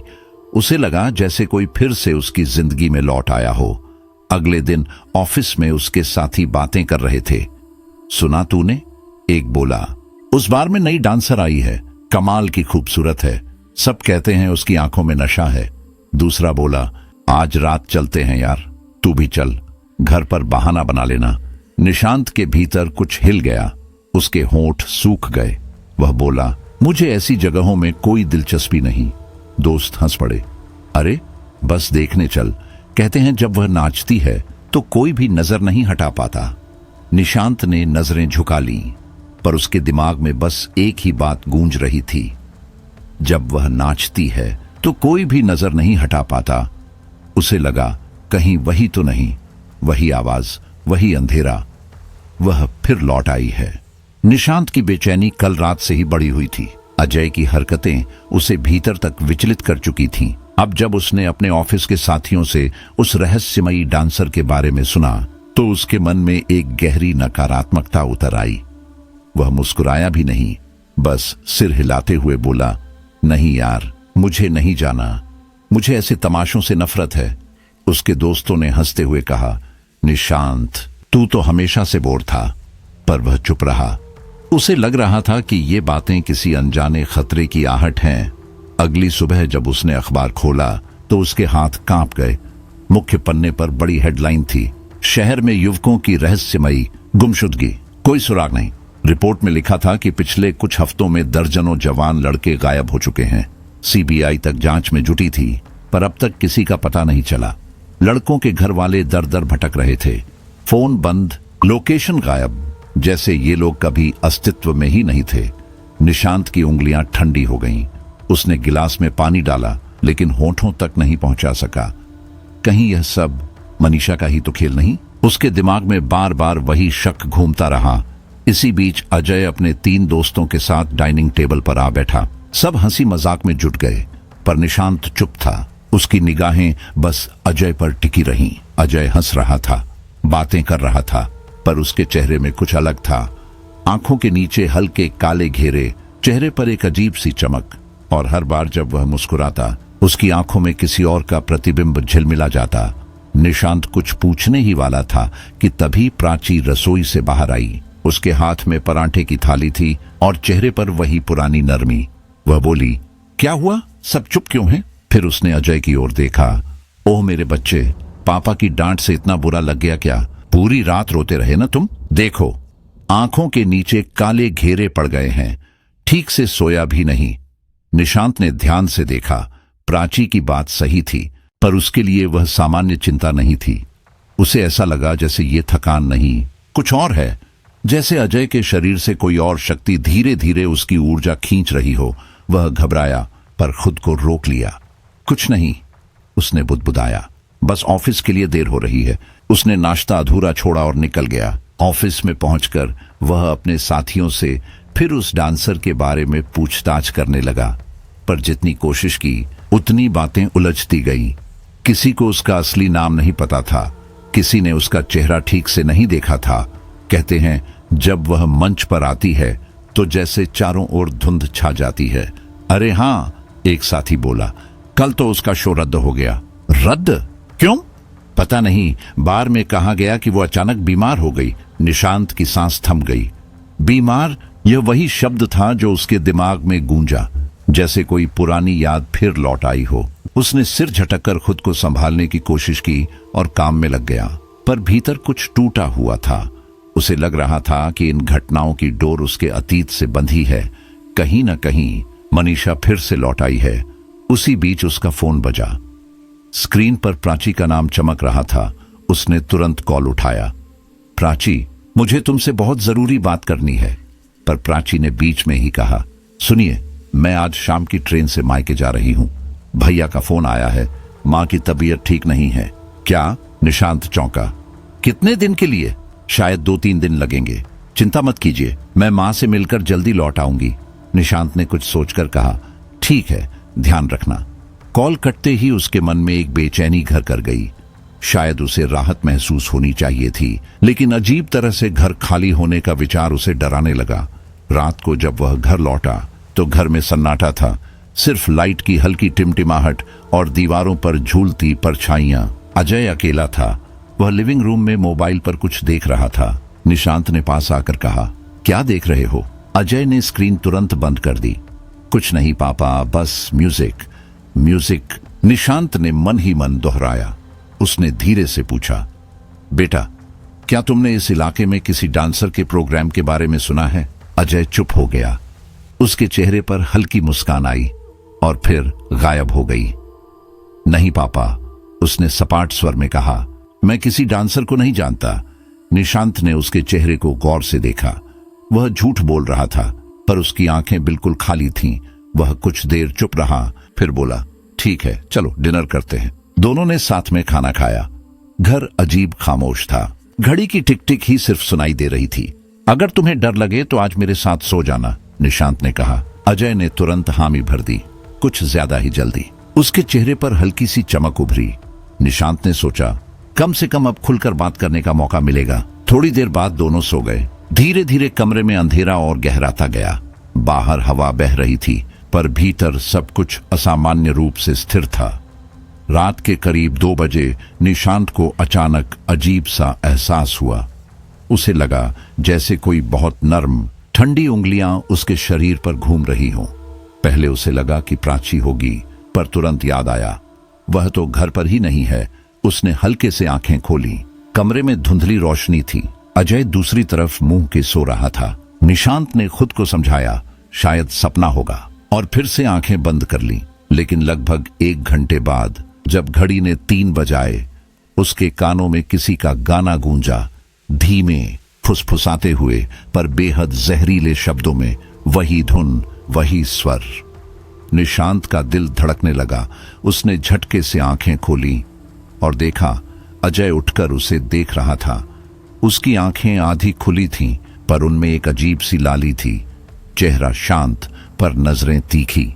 अजय, निशांत ने धीरे से कहा, बेटा क्या हुआ? नींद नहीं आ रही? तुम मुझे ऐसे क्यों देख रहे हो? अजय कुछ नहीं बोला, बस मुस्कुराया, एक ठंडी बनावटी मुस्कान, और फिर फुसफुसाया, क्यों निशांत, डर गए? उसकी आवाज बदल चुकी थी।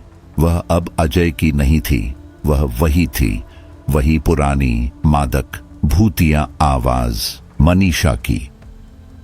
निशांत को पूरी रात की घटनाएं एक डरावने भ्रम जैसी लग रही थीं, मगर उसके भीतर कहीं यह यकीन बैठ चुका था कि जो हुआ वह कोई सपना नहीं था। वह अपने बेटे अजय को देखता रहा। अजय बस टकटकी लगाए उसकी ओर देखे जा रहा था, जैसे उसकी आंखों में कोई और व्यक्ति छिपा हो, कोई जो निशांत को पहचानता भी हो और नफरत भी करता हो।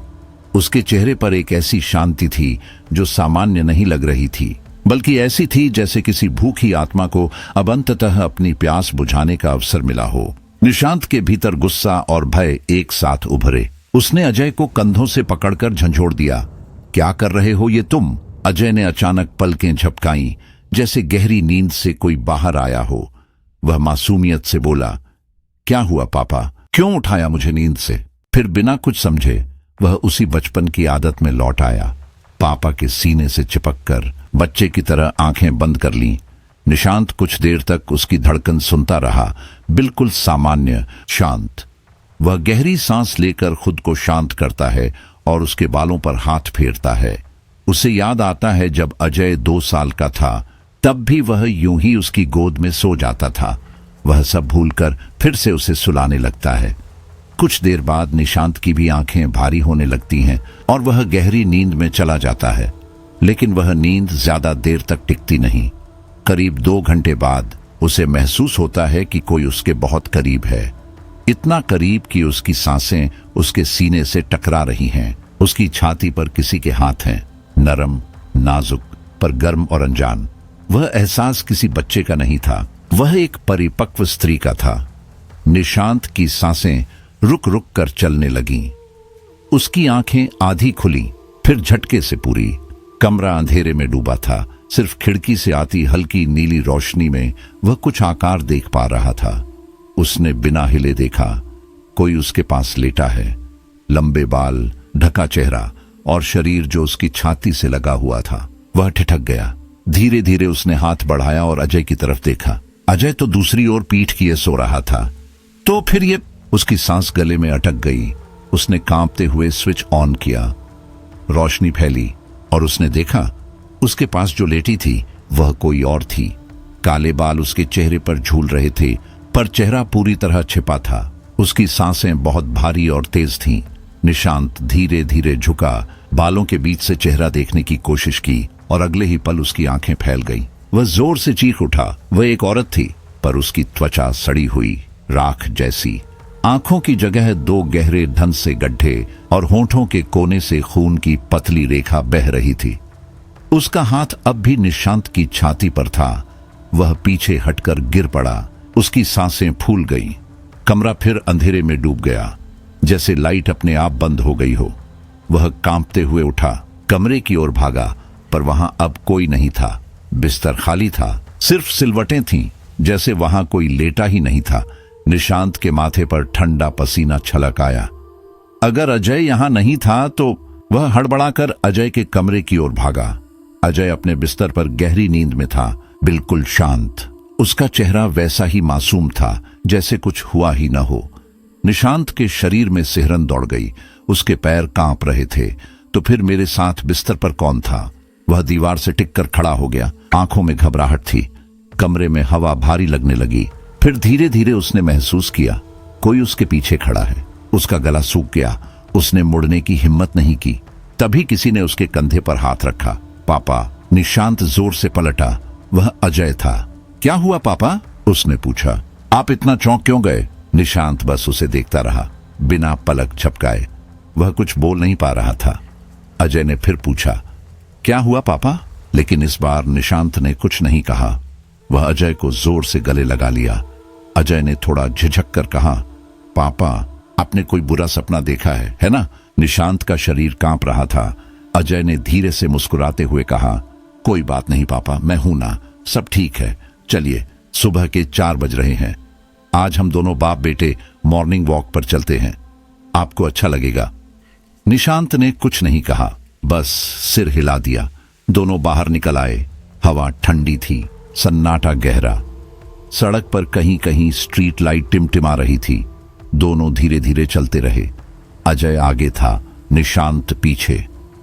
थोड़ी दूर चलने के बाद निशांत को फिर वही एहसास हुआ, जैसे कोई उन्हें घूर रहा हो।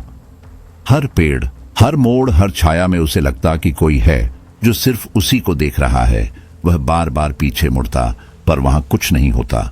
कभी कभी उसे लगता कि अजय के कंधों के आसपास धुंध सी बन रही है, जैसे किसी छाया का आकार उसके साथ साथ चल रहा हो। घर लौटकर उसने नाश्ता बनाया, अजय को स्कूल भेजा, फिर खुद ऑफिस निकल गया। पर मन वहां भी नहीं लगा। उसका सिर भारी था, दिल घबराया हुआ। वह हर बात को जोड़ने की कोशिश कर रहा था। रात की वह औरत, मनीषा की आवाज और अजय की अजीब हरकतें, क्या यह सब जुड़ा हुआ है? उस शाम वह सीधा उस बार में पहुंचा जहां उस रहस्यमयी डांसर के आने की बात उसने सुनी थी। वहां भीड़ थी, शराब की गंध और मध्यम संगीत। वह मैनेजर के पास गया। कल जो डांसर आई थी वह कहाँ है? मैनेजर ने भौहें चढ़ाई। कौन डांसर साहब? यहां तो कोई नई लड़की आई ही नहीं। क्या? पर निशांत के शब्द अटक गए। वह चारों ओर देखने लगा। हर चेहरा अजनबी था। आप गलत जगह आ गए हैं शायद, मैनेजर ने कहा। यहां पिछले हफ्ते से कोई परफॉर्मेंस नहीं हुई। निशांत की रीढ़ में ठंडक दौड़ गई। वह बाहर निकला। बार के बाहर वही पुरानी ठंडी हवा बह रही थी और उसे फिर वही गीत सुनाई दिया, धीमे फुसफुसाते हुए, भूल जा खुद को मुझ में। वह पलटा।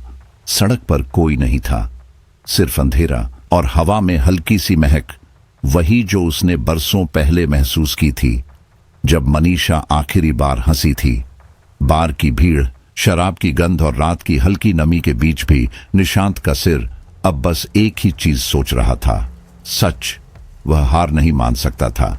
उसने बार के हर वेटर, हर स्टाफ से पूछा, हर चेहरे को ध्यान से देखा, लेकिन कोई उस रहस्यमयी डांसर के बारे में ठीक से नहीं जानता था। कभी कोई कहता वो आई थी 2 दिन पहले लेकिन नाम नहीं बताया, तो कोई कहता शायद उसका कोई आदमी था जो हमेशा उसके साथ रहता था। धीरे धीरे रात गहराती गई।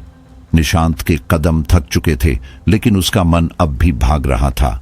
तभी एक पुराने बार कर्मचारी ने कहा, साहब आप तो बहुत पूछताछ कर रहे हैं।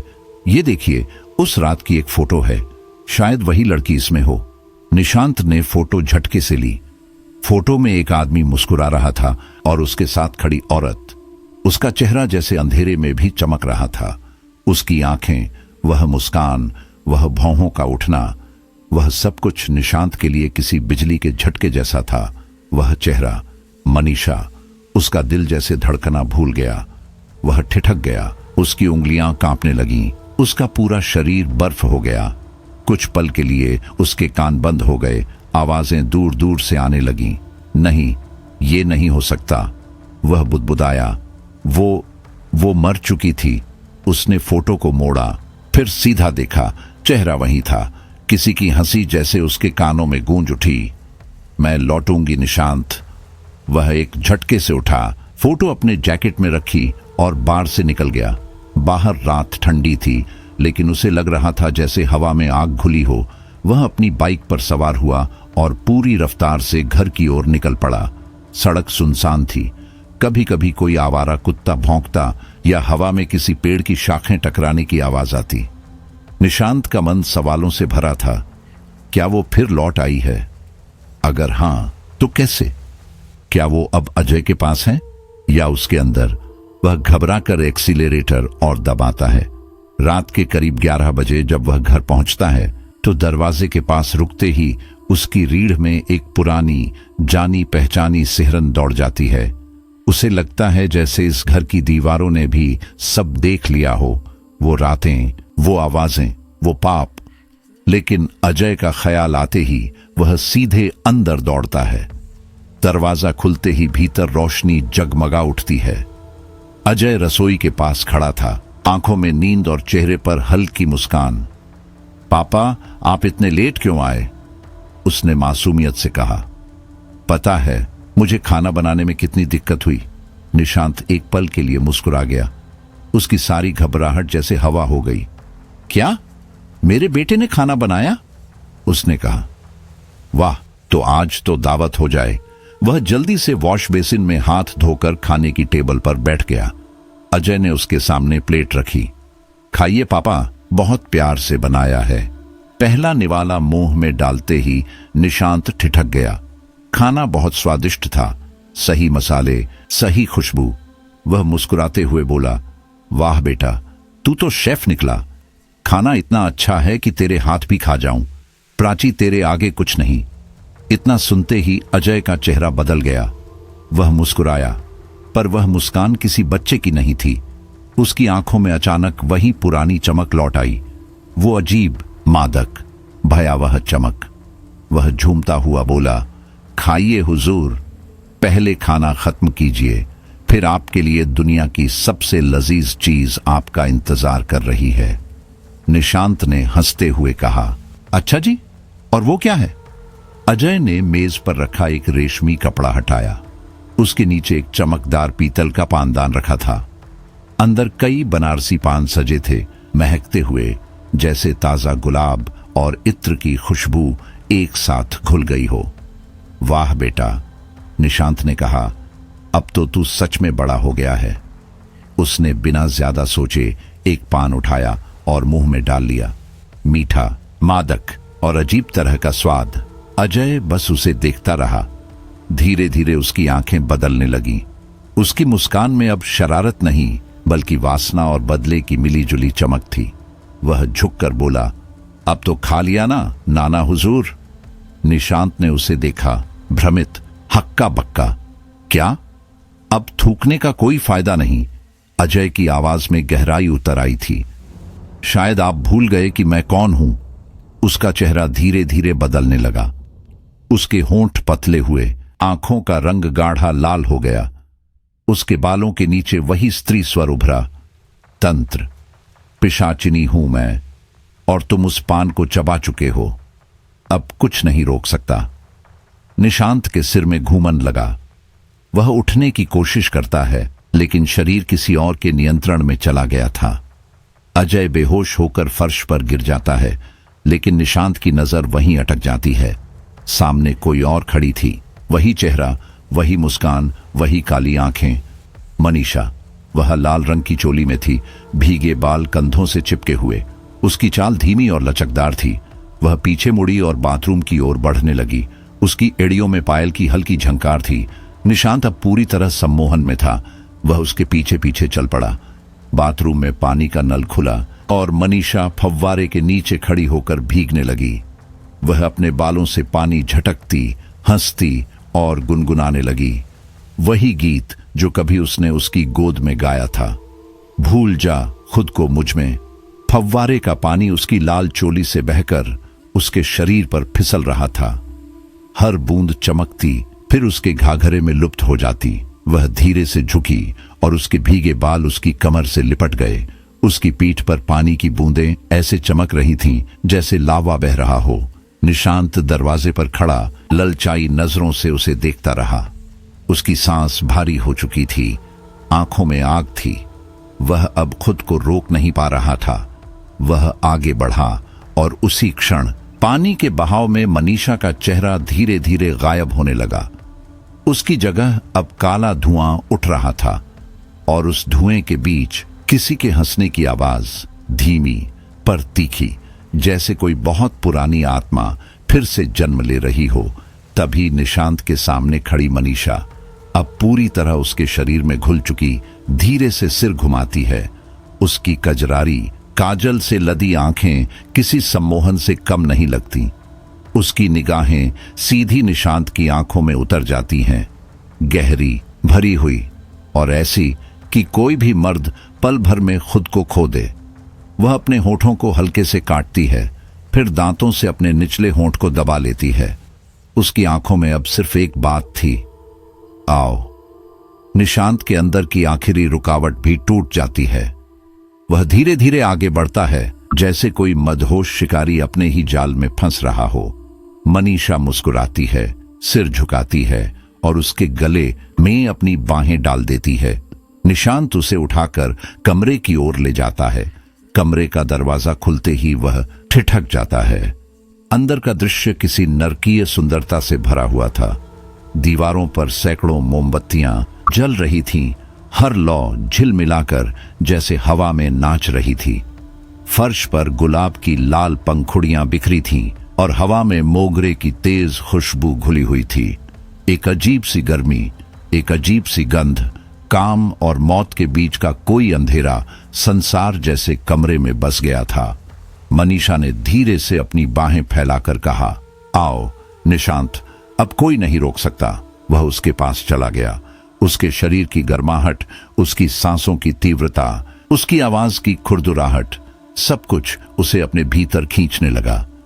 निशांत ने उसका चेहरा दोनों हाथों में लिया और खुद को पूरी तरह खो देने वाला था कि तभी दरवाजे के बाहर किसी ने बहुत जोर से उसका नाम पुकारा। निशांत। आवाज प्राची की थी। उसके पीछे ओमवीर बाबा खड़े थे, सफेद दाढ़ी, लाल वस्त्र और गले में रुद्राक्ष की लंबी माला। उनकी आंखों में ऐसी चमक थी जैसे आग जल रही हो। बिना कुछ कहे ओमवीर बाबा कमरे में दाखिल हुए। उन्होंने अपनी आंखें बंद की और महाकाली के उग्र मंत्र का जाप शुरू किया। एयूएम ह्रीम क्लीं कालिकाय नमः। कमरे की हर मोमबत्ती झटके से बुझने लगी। हवा ठंडी हुई और अचानक पूरा माहौल बदल गया। मनीषा के चेहरे से वह मोहक मुस्कान गायब हो गई। उसका शरीर थरथराने लगा। वह झटके से पीछे हटी और एक तेज चीख के साथ निशांत के शरीर से अलग हो गई। जैसे ही वह अलग हुई, उसकी चीख दीवारों से टकराकर कमरे को हिला गई। उसका सुंदर चेहरा अब सड़ने लगा था, त्वचा झड़ने लगी, आंखें लाल चमकने लगीं।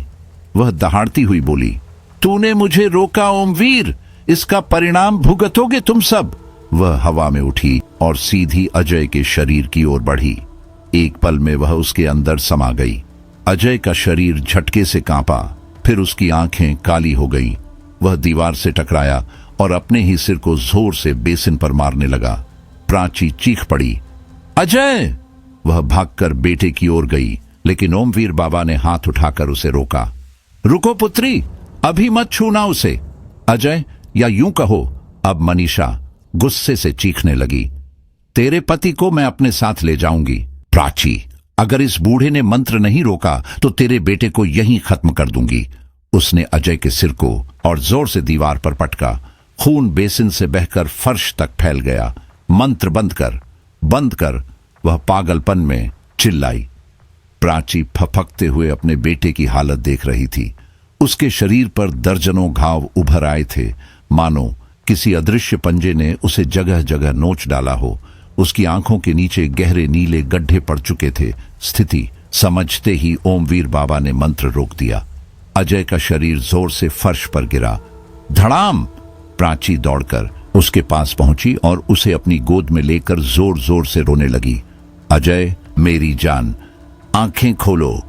ओमवीर बाबा तुरंत पास आकर कुछ जड़ी बूटियां उसकी नाक के पास रगड़ते हैं।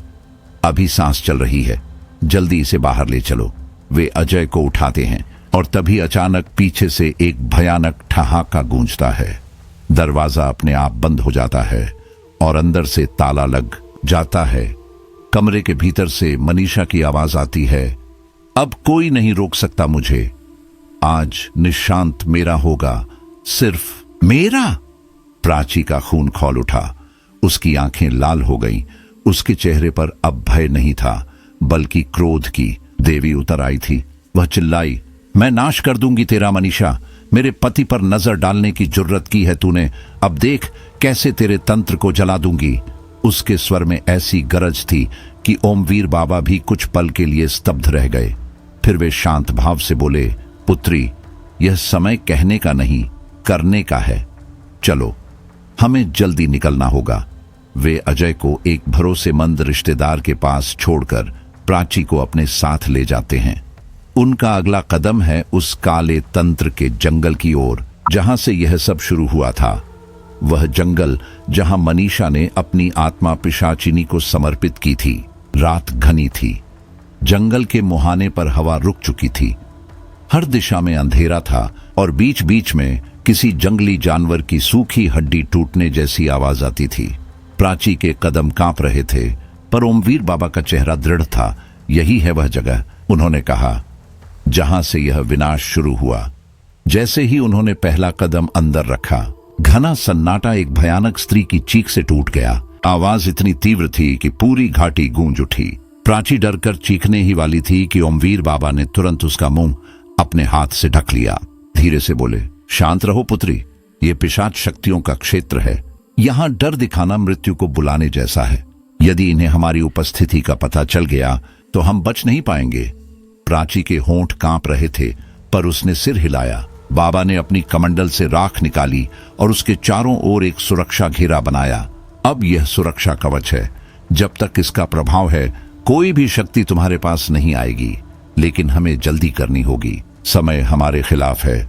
जंगल की हवा अब और ठंडी हो चली थी। पेड़ों की जड़ें मानो किसी मृत देह की उंगलियों की तरह हिल रही थीं। हर झोंके के साथ एक फुसफुसाहट उठती थी, वापस जाओ वरना कभी लौट नहीं पाओगी। प्राची ने ओमवीर बाबा का हाथ कसकर थाम लिया।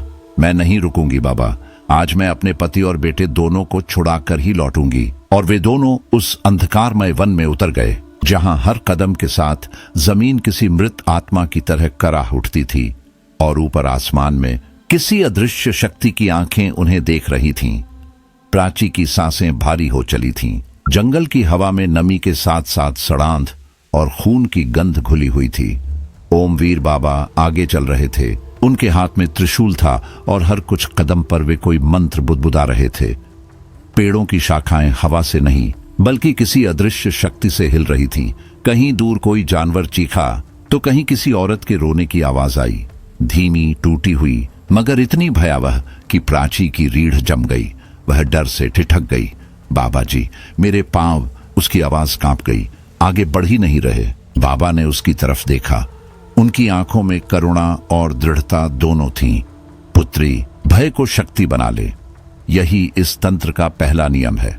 जिस पल तू डर पर विजय पालेगी, उसी पल वह प्रेत तुझसे हार जाएगी।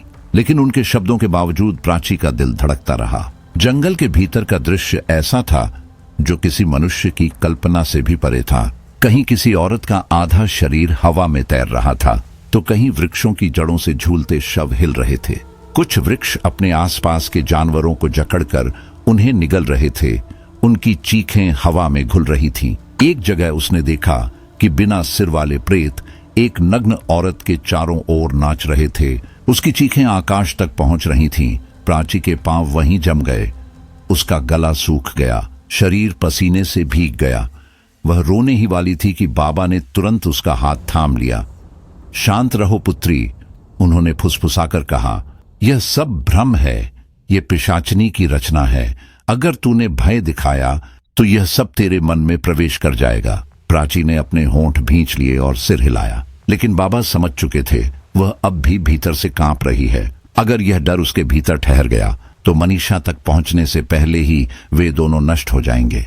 इसलिए बाबा ने उसकी सोच को भटकाने के लिए बातचीत शुरू की। वे धीमे स्वर में बोले, पुत्री, यह बता, तुझे कैसे यकीन हुआ कि यह वही मनीषा है? इतने वर्षों बाद वह लौट आई। तूने कैसे जाना कि उसी की प्रेत आत्मा तुम्हारे परिवार का अनिष्ट कर रही है? बाबा की आवाज में कुछ ऐसा था जिसने प्राची के भीतर का डर पल भर को भुला दिया। अब उसकी आंखों में भय की जगह क्रोध था। वह भारी सांस लेकर बोली, बाबा, ये सब कुछ मैंने अपने घर में होते देखा है। शुरुआत हुई बस 15 दिन पहले से। उस दिन मैं अजय के कमरे की सफाई कर रही थी, उसने कहना शुरू किया। वो घर पर नहीं था। मैं रोज की तरह उसकी मेज, अलमारी सब साफ कर रही थी। अचानक दरवाजा खुला और वो अंदर आया। मुझे देखकर वो जैसे अगब्बूला हो गया। माँ, बाहर जाओ, उसने कहा इतनी ऊंची आवाज में कि मैं कुछ पल तो वहीं ठिठक गई। मैंने कहा, क्या हुआ बेटा? मैंने कुछ किया क्या? पर उसने मेरी तरफ देखा तक नहीं।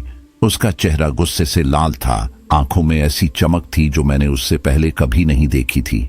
मैं डर गई। उसकी सांसें तेज चल रही थीं, जैसे किसी ने उसे भड़काया हो।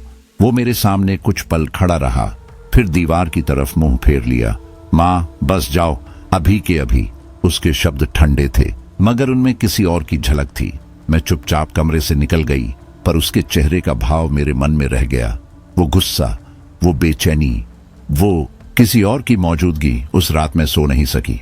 हर कुछ मिनट में उसका चेहरा आंखों के सामने आ जाता। मैं सोचती रही, क्या मेरा बेटा सच में वही है या कुछ बदल गया है उसके अंदर? प्राची की आवाज भारी हो गई थी। बाबा उसकी तरफ गंभीरता से देख रहे थे। उनकी माला की मनके अब भी उनके अंगूठे और उंगली के बीच घूम रहे थे। फिर बाबा ने पूछा। प्राची ने गहरी सांस ली और आगे कहा, 2 दिन बाद की बात है। अजय कमरे में अकेला था। जब मैं उसे देखने गई तो वो हमारे शादी के एल्बम के पन्ने पलट रहा था। धीरे धीरे, बहुत ध्यान से मैंने बिना बताए उसे देखना शुरू किया। वो हर तस्वीर पर उंगली फेरता, फिर होठों पर मुस्कुराता। उसकी आंखों में अजीब सी मादकता थी। मुझे समझ नहीं आया वो क्या सोच रहा है। कुछ देर बाद वो कमरे से बाहर गया तो मैंने मौका देखकर एल्बम खोला और बाबा, उसकी आवाज टूट गई। जो मैंने देखा उसे देखकर मेरी रूह कांप गई। हर तस्वीर में जहां निशान था वहां किसी ने लाल लिपस्टिक से होठों के निशान लगाए थे, और जहां मेरा चेहरा था वहां पर गहरे क्रॉस के निशान थे, जैसे किसी ने गुस्से में बार बार काटा हो, नोचा हो। मेरे हाथ कांपने लगे। मैंने पूरा एल्बम बंद कर दिया। अब मुझे पूरा यकीन हो गया था, ये कोई और नहीं, वही वेश्या मनीषा है। वो लौट आई है। बाबा की आंखें सिकुड़ गईं। वे अब कुछ नहीं बोले, सिर्फ सुनते रहे। लेकिन मैं पूरी तरह तब आश्वस्त हुई। प्राची ने कहा, जब अजय के कमरे में मुझे एक और चीज मिली, एक बार का निमंत्रण पत्र। उस पर एक औरत की तस्वीर लगी थी, अर्धनग्न, हंसती हुई, और उसकी शक्ल, वह कांपते हुए बोली, उसकी शक्ल हूबहू अजय जैसी थी। बाबा, वही चेहरा, वही आंखें। मैं समझ गई, वो मनीषा अब मेरे बेटे के शरीर का इस्तेमाल कर रही है। वो उसकी शक्ल में लौट आई है। बाबा ने माला रोक दी। उनकी आवाज गंभीर थी। यानी उस प्रेत ने रक्त संबंध की रेखा को पार कर लिया है। अब वह केवल वासना नहीं, बदले की अग्नि में जल रही है। प्राची की आंखों में अब भय नहीं था, वह सिर्फ क्रोध में थी। उसने कहा, मैंने उसे कई रातों में देखा, अजय को खिड़की से बाहर जाते हुए। रात के 2 बजे वो लौटता था, कपड़े मिट्टी में सने हुए, आंखें सुर्ख। वो कहता था, पापा को मत जगाना।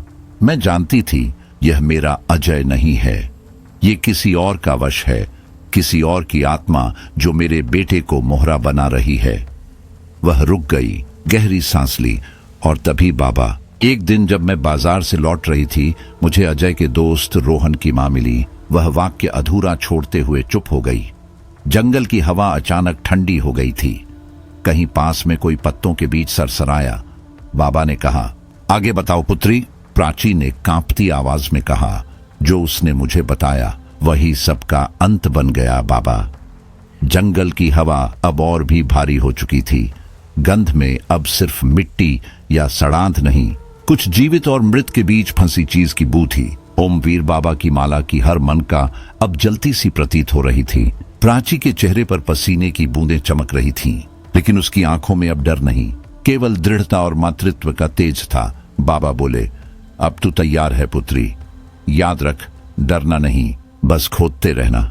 उनकी आवाज में ऐसा वजन था मानो हर शब्द किसी युग की कसम हो। प्राची ने मिट्टी में गड़ा पहला नींबू उठाया। वह पूरी तरह काला हो चुका था, मानो किसी ने भीतर से उसे जला दिया हो।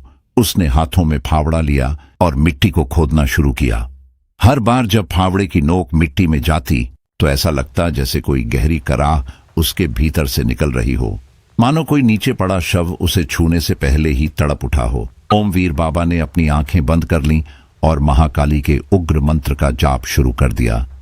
एयूएम क्रीम कालिकाय नमः, एयूएम ह्रीं क्लीं क्रीं नमः। मंत्रों की गूंज के साथ जंगल की हवा थरथराने लगी। पेड़ झुकने लगे, पत्ते हवा में उल्टे घूमने लगे और धरती से भाप निकलने लगी। प्राची खोदती रही। पहली कब्र, काले कीचड़ से ढकी हुई हड्डियां।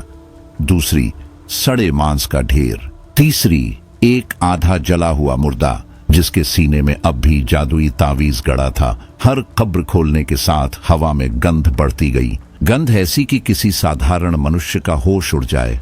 प्राची ने रुककर सांस ली। उसके हाथ कांप रहे थे। उसने पीछे मुड़कर देखा। ओमवीर बाबा अब भी मंत्रोच्चारण में मग्न थे। उनके माथे से भी पसीना बह रहा था, पर उनकी आवाज पहले से और भारी हो गई थी। मां पर विश्वास रखो पुत्री, उन्होंने आंखें खोले बिना कहा। अब शैतान जागने के करीब है, तू थमना मत। प्राची ने सिर हिलाया और फिर मिट्टी खोदने लगी। चौथी कब्र, मुर्दा खुलते ही उसके मुंह से खून जैसा काला द्रव निकला जो जमीन पर गिरते ही धुआं छोड़ने लगा। पांचवी कब्र, एक अधजली महिला का कंकाल जिसके बाल अब भी पूरे थे और उसके माथे पर काजल की रेखा जमी थी। प्राची का गला सूख गया। उसे लगा जैसे किसी ने उसके कान के पास फुसफुसाया हो। अब बस एक बाकी है। उसने झटके से सिर घुमाया। कोई नहीं था, पर हवा में वह आवाज गूंज रही थी, धीमी, ठंडी और स्त्री स्वर में। छठी कब्र, वह खोदते खोदते रो पड़ी। मां, मुझे शक्ति दो, उसने बुदबुदाया। इस बार जब फावड़ा मिट्टी में ढंसा तो नीचे से एक ठंडी पतली चीख निकली। प्राची का पूरा शरीर कांप उठा, पर उसने हाथ नहीं रोका। मिट्टी हटाते ही भीतर से 7वां नींबू चमक उठा, पर यह नींबू पूरी तरह सफेद था। वह ठिठक गई। बाबा, ये नींबू तो काला नहीं हुआ। ओमवीर बाबा ने आंखें खोली और एक पल में समझ गए। उनकी आवाज भारी और धीमी थी। यही वो जगह है पुत्री, यही मनीषा की कब्र है। उन्होंने चारों ओर देखा। हवा अब स्थिर नहीं थी। मंत्रों का प्रभाव कम होता जा रहा था। कहीं दूर कोई महिला हंसी, पहले धीमे फिर तेज। हवा में लाल धुआं फैलने लगा। नींबू अपने आप घूमने लगे। ओमवीर बाबा ने त्रिशूल जमीन में गाड़ा और गरज कर बोले, मां कालरात्रि की शरण में हूं, तुझे आदेश है पिशाचिनी, अपना रूप दिखा। अचानक धरती फटी। 7वीं कब्र से भयंकर लाल लपटें उठी। उस राख से एक झुलसा हुआ शरीर बाहर निकला। आधी औरत, आधा धुआं, बाल खुले हुए, आंखें अंगारों की तरह जल रही थीं। वह कराहते हुए उठी, फिर मुस्कुराई। आखिर पहुंच ही गए तुम लोग। उसकी आवाज में हंसी और चीख दोनों मिली हुई थीं। प्राची ने बाबा की आड़ ली। मां, उसकी आंखों में आंसू थे। यही है वो जिसने मेरे बेटे को अपना बना लिया। मनीषा की प्रयत्नी हंसने लगी, धीरे फिर जोर से। तेरे बेटे को? नहीं प्राची, मैंने तेरा नहीं, तेरे खून का हक लिया है। तूने मुझे मिट्टी में दबा दिया था, अब उसी मिट्टी से मैं तेरी वंश की जड़ काटूंगी। उसकी हंसी गूंजने लगी। पेड़ झुक गए, जमीन कांपने लगी। कब्रों में पड़े बाकी मुर्दे भी हिलने लगे। उनकी आंखें जल उठीं। 7 शैतान एक साथ करवट लेने लगे। ओमवीर बाबा ने त्रिशूल उठाया और गरज कर बोले, मां, अब तेरा समय है, जला दे इसे। उन्होंने राख अपने माथे पर लगाई और अचानक चारों ओर नीली लौ जल उठी। हर कब्र से आग निकली, हर पेड़ से राख गिरने लगी। प्राची ने हिम्मत जुटाई, मनीषा की ओर बढ़ी और चिल्लाई, यह मेरे पति और बेटे की मां की कसम है, आज तू फिर से जन्म नहीं ले पाएगी। उसने मिट्टी की मुट्ठी भरकर मनीषा के माथे पर मारी। वही मिट्टी जो अभिमंत्रित थी, वही जो 7 कब्रों से निकली थी। मनीषा एक पल के लिए चीखी, फिर हवा में उठी। उसका शरीर बिखरने लगा, उसके बाल जल उठे, लेकिन मरने से पहले उसने जो कहा, उससे पूरा जंगल थम गया। मैं मिट्टी बन सकती हूं, लेकिन तेरा खून अब मेरा है। ओमवीर बाबा ने तुरंत प्राची को अपनी बाहों में खींच लिया। चारों ओर आग फैल गई, जंगल जलने लगा। हवा में सिर्फ राख और मनीषा की अंतिम हंसी रह गई, धीमी, टूटी और इतनी गहरी कि प्राची की आत्मा तक हिल गई।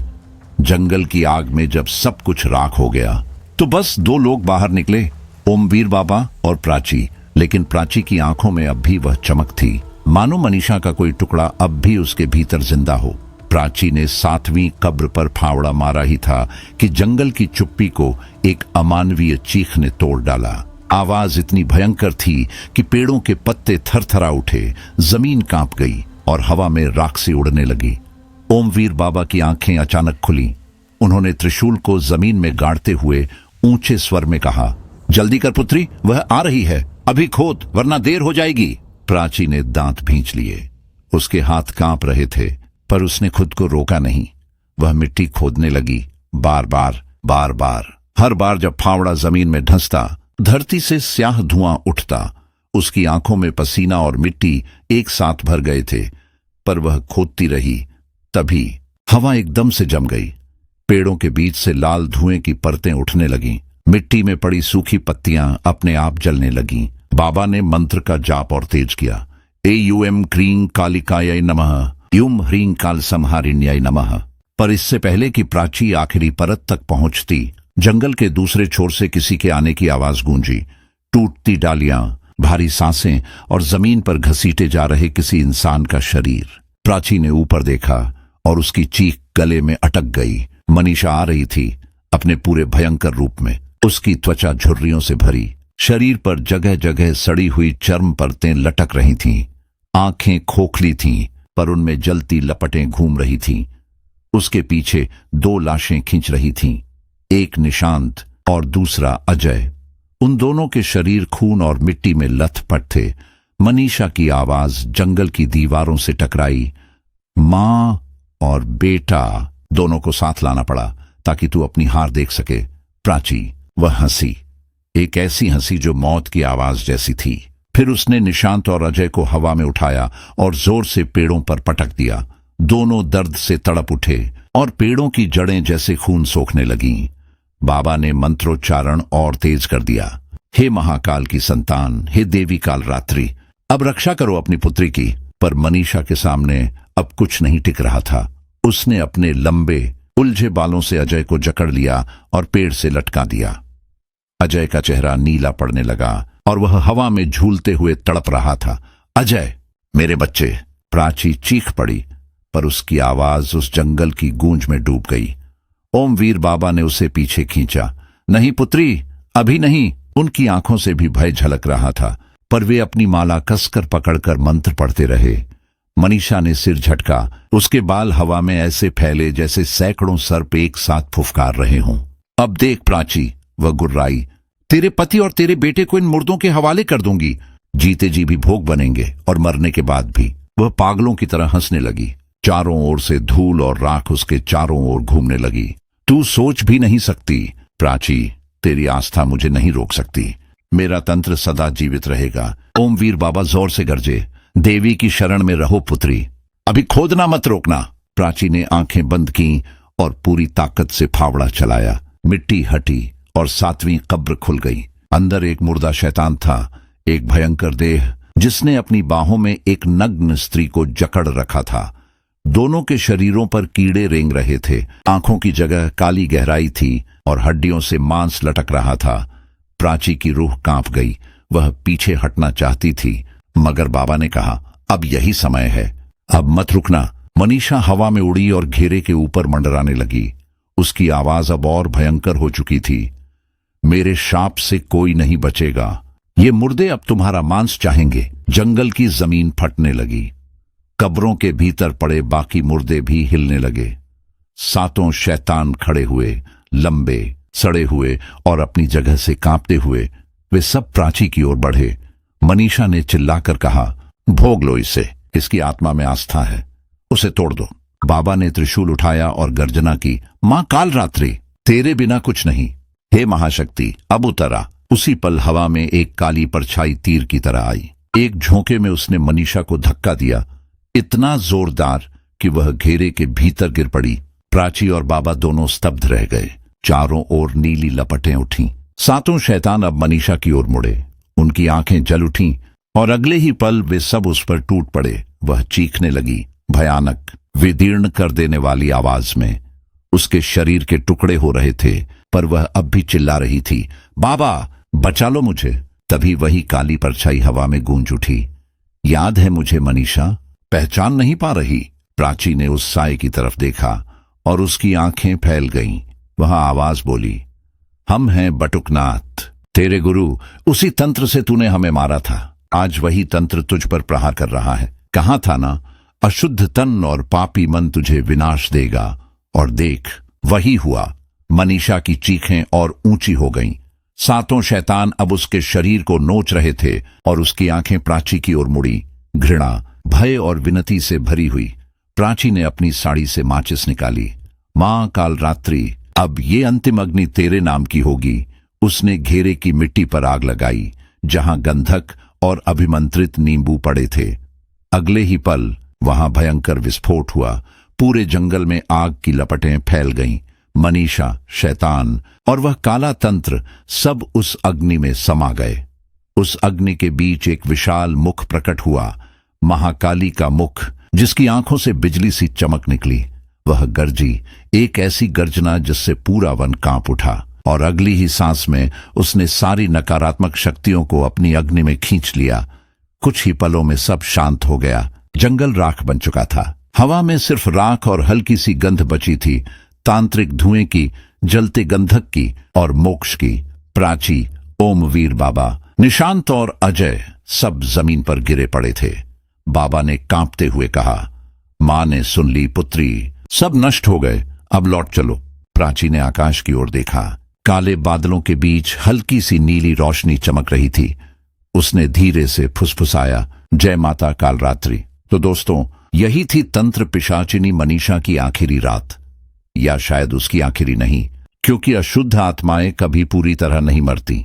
अगर यह कहानी आपको महसूस हुई हो तो डर को अपने तक मत रखिए, उसे साझा कीजिए, क्योंकि जब डर साझा होता है तो वह और गहराई तक उतरता है। फिर मिलेंगे एक और सच्चे भयानक किस्से में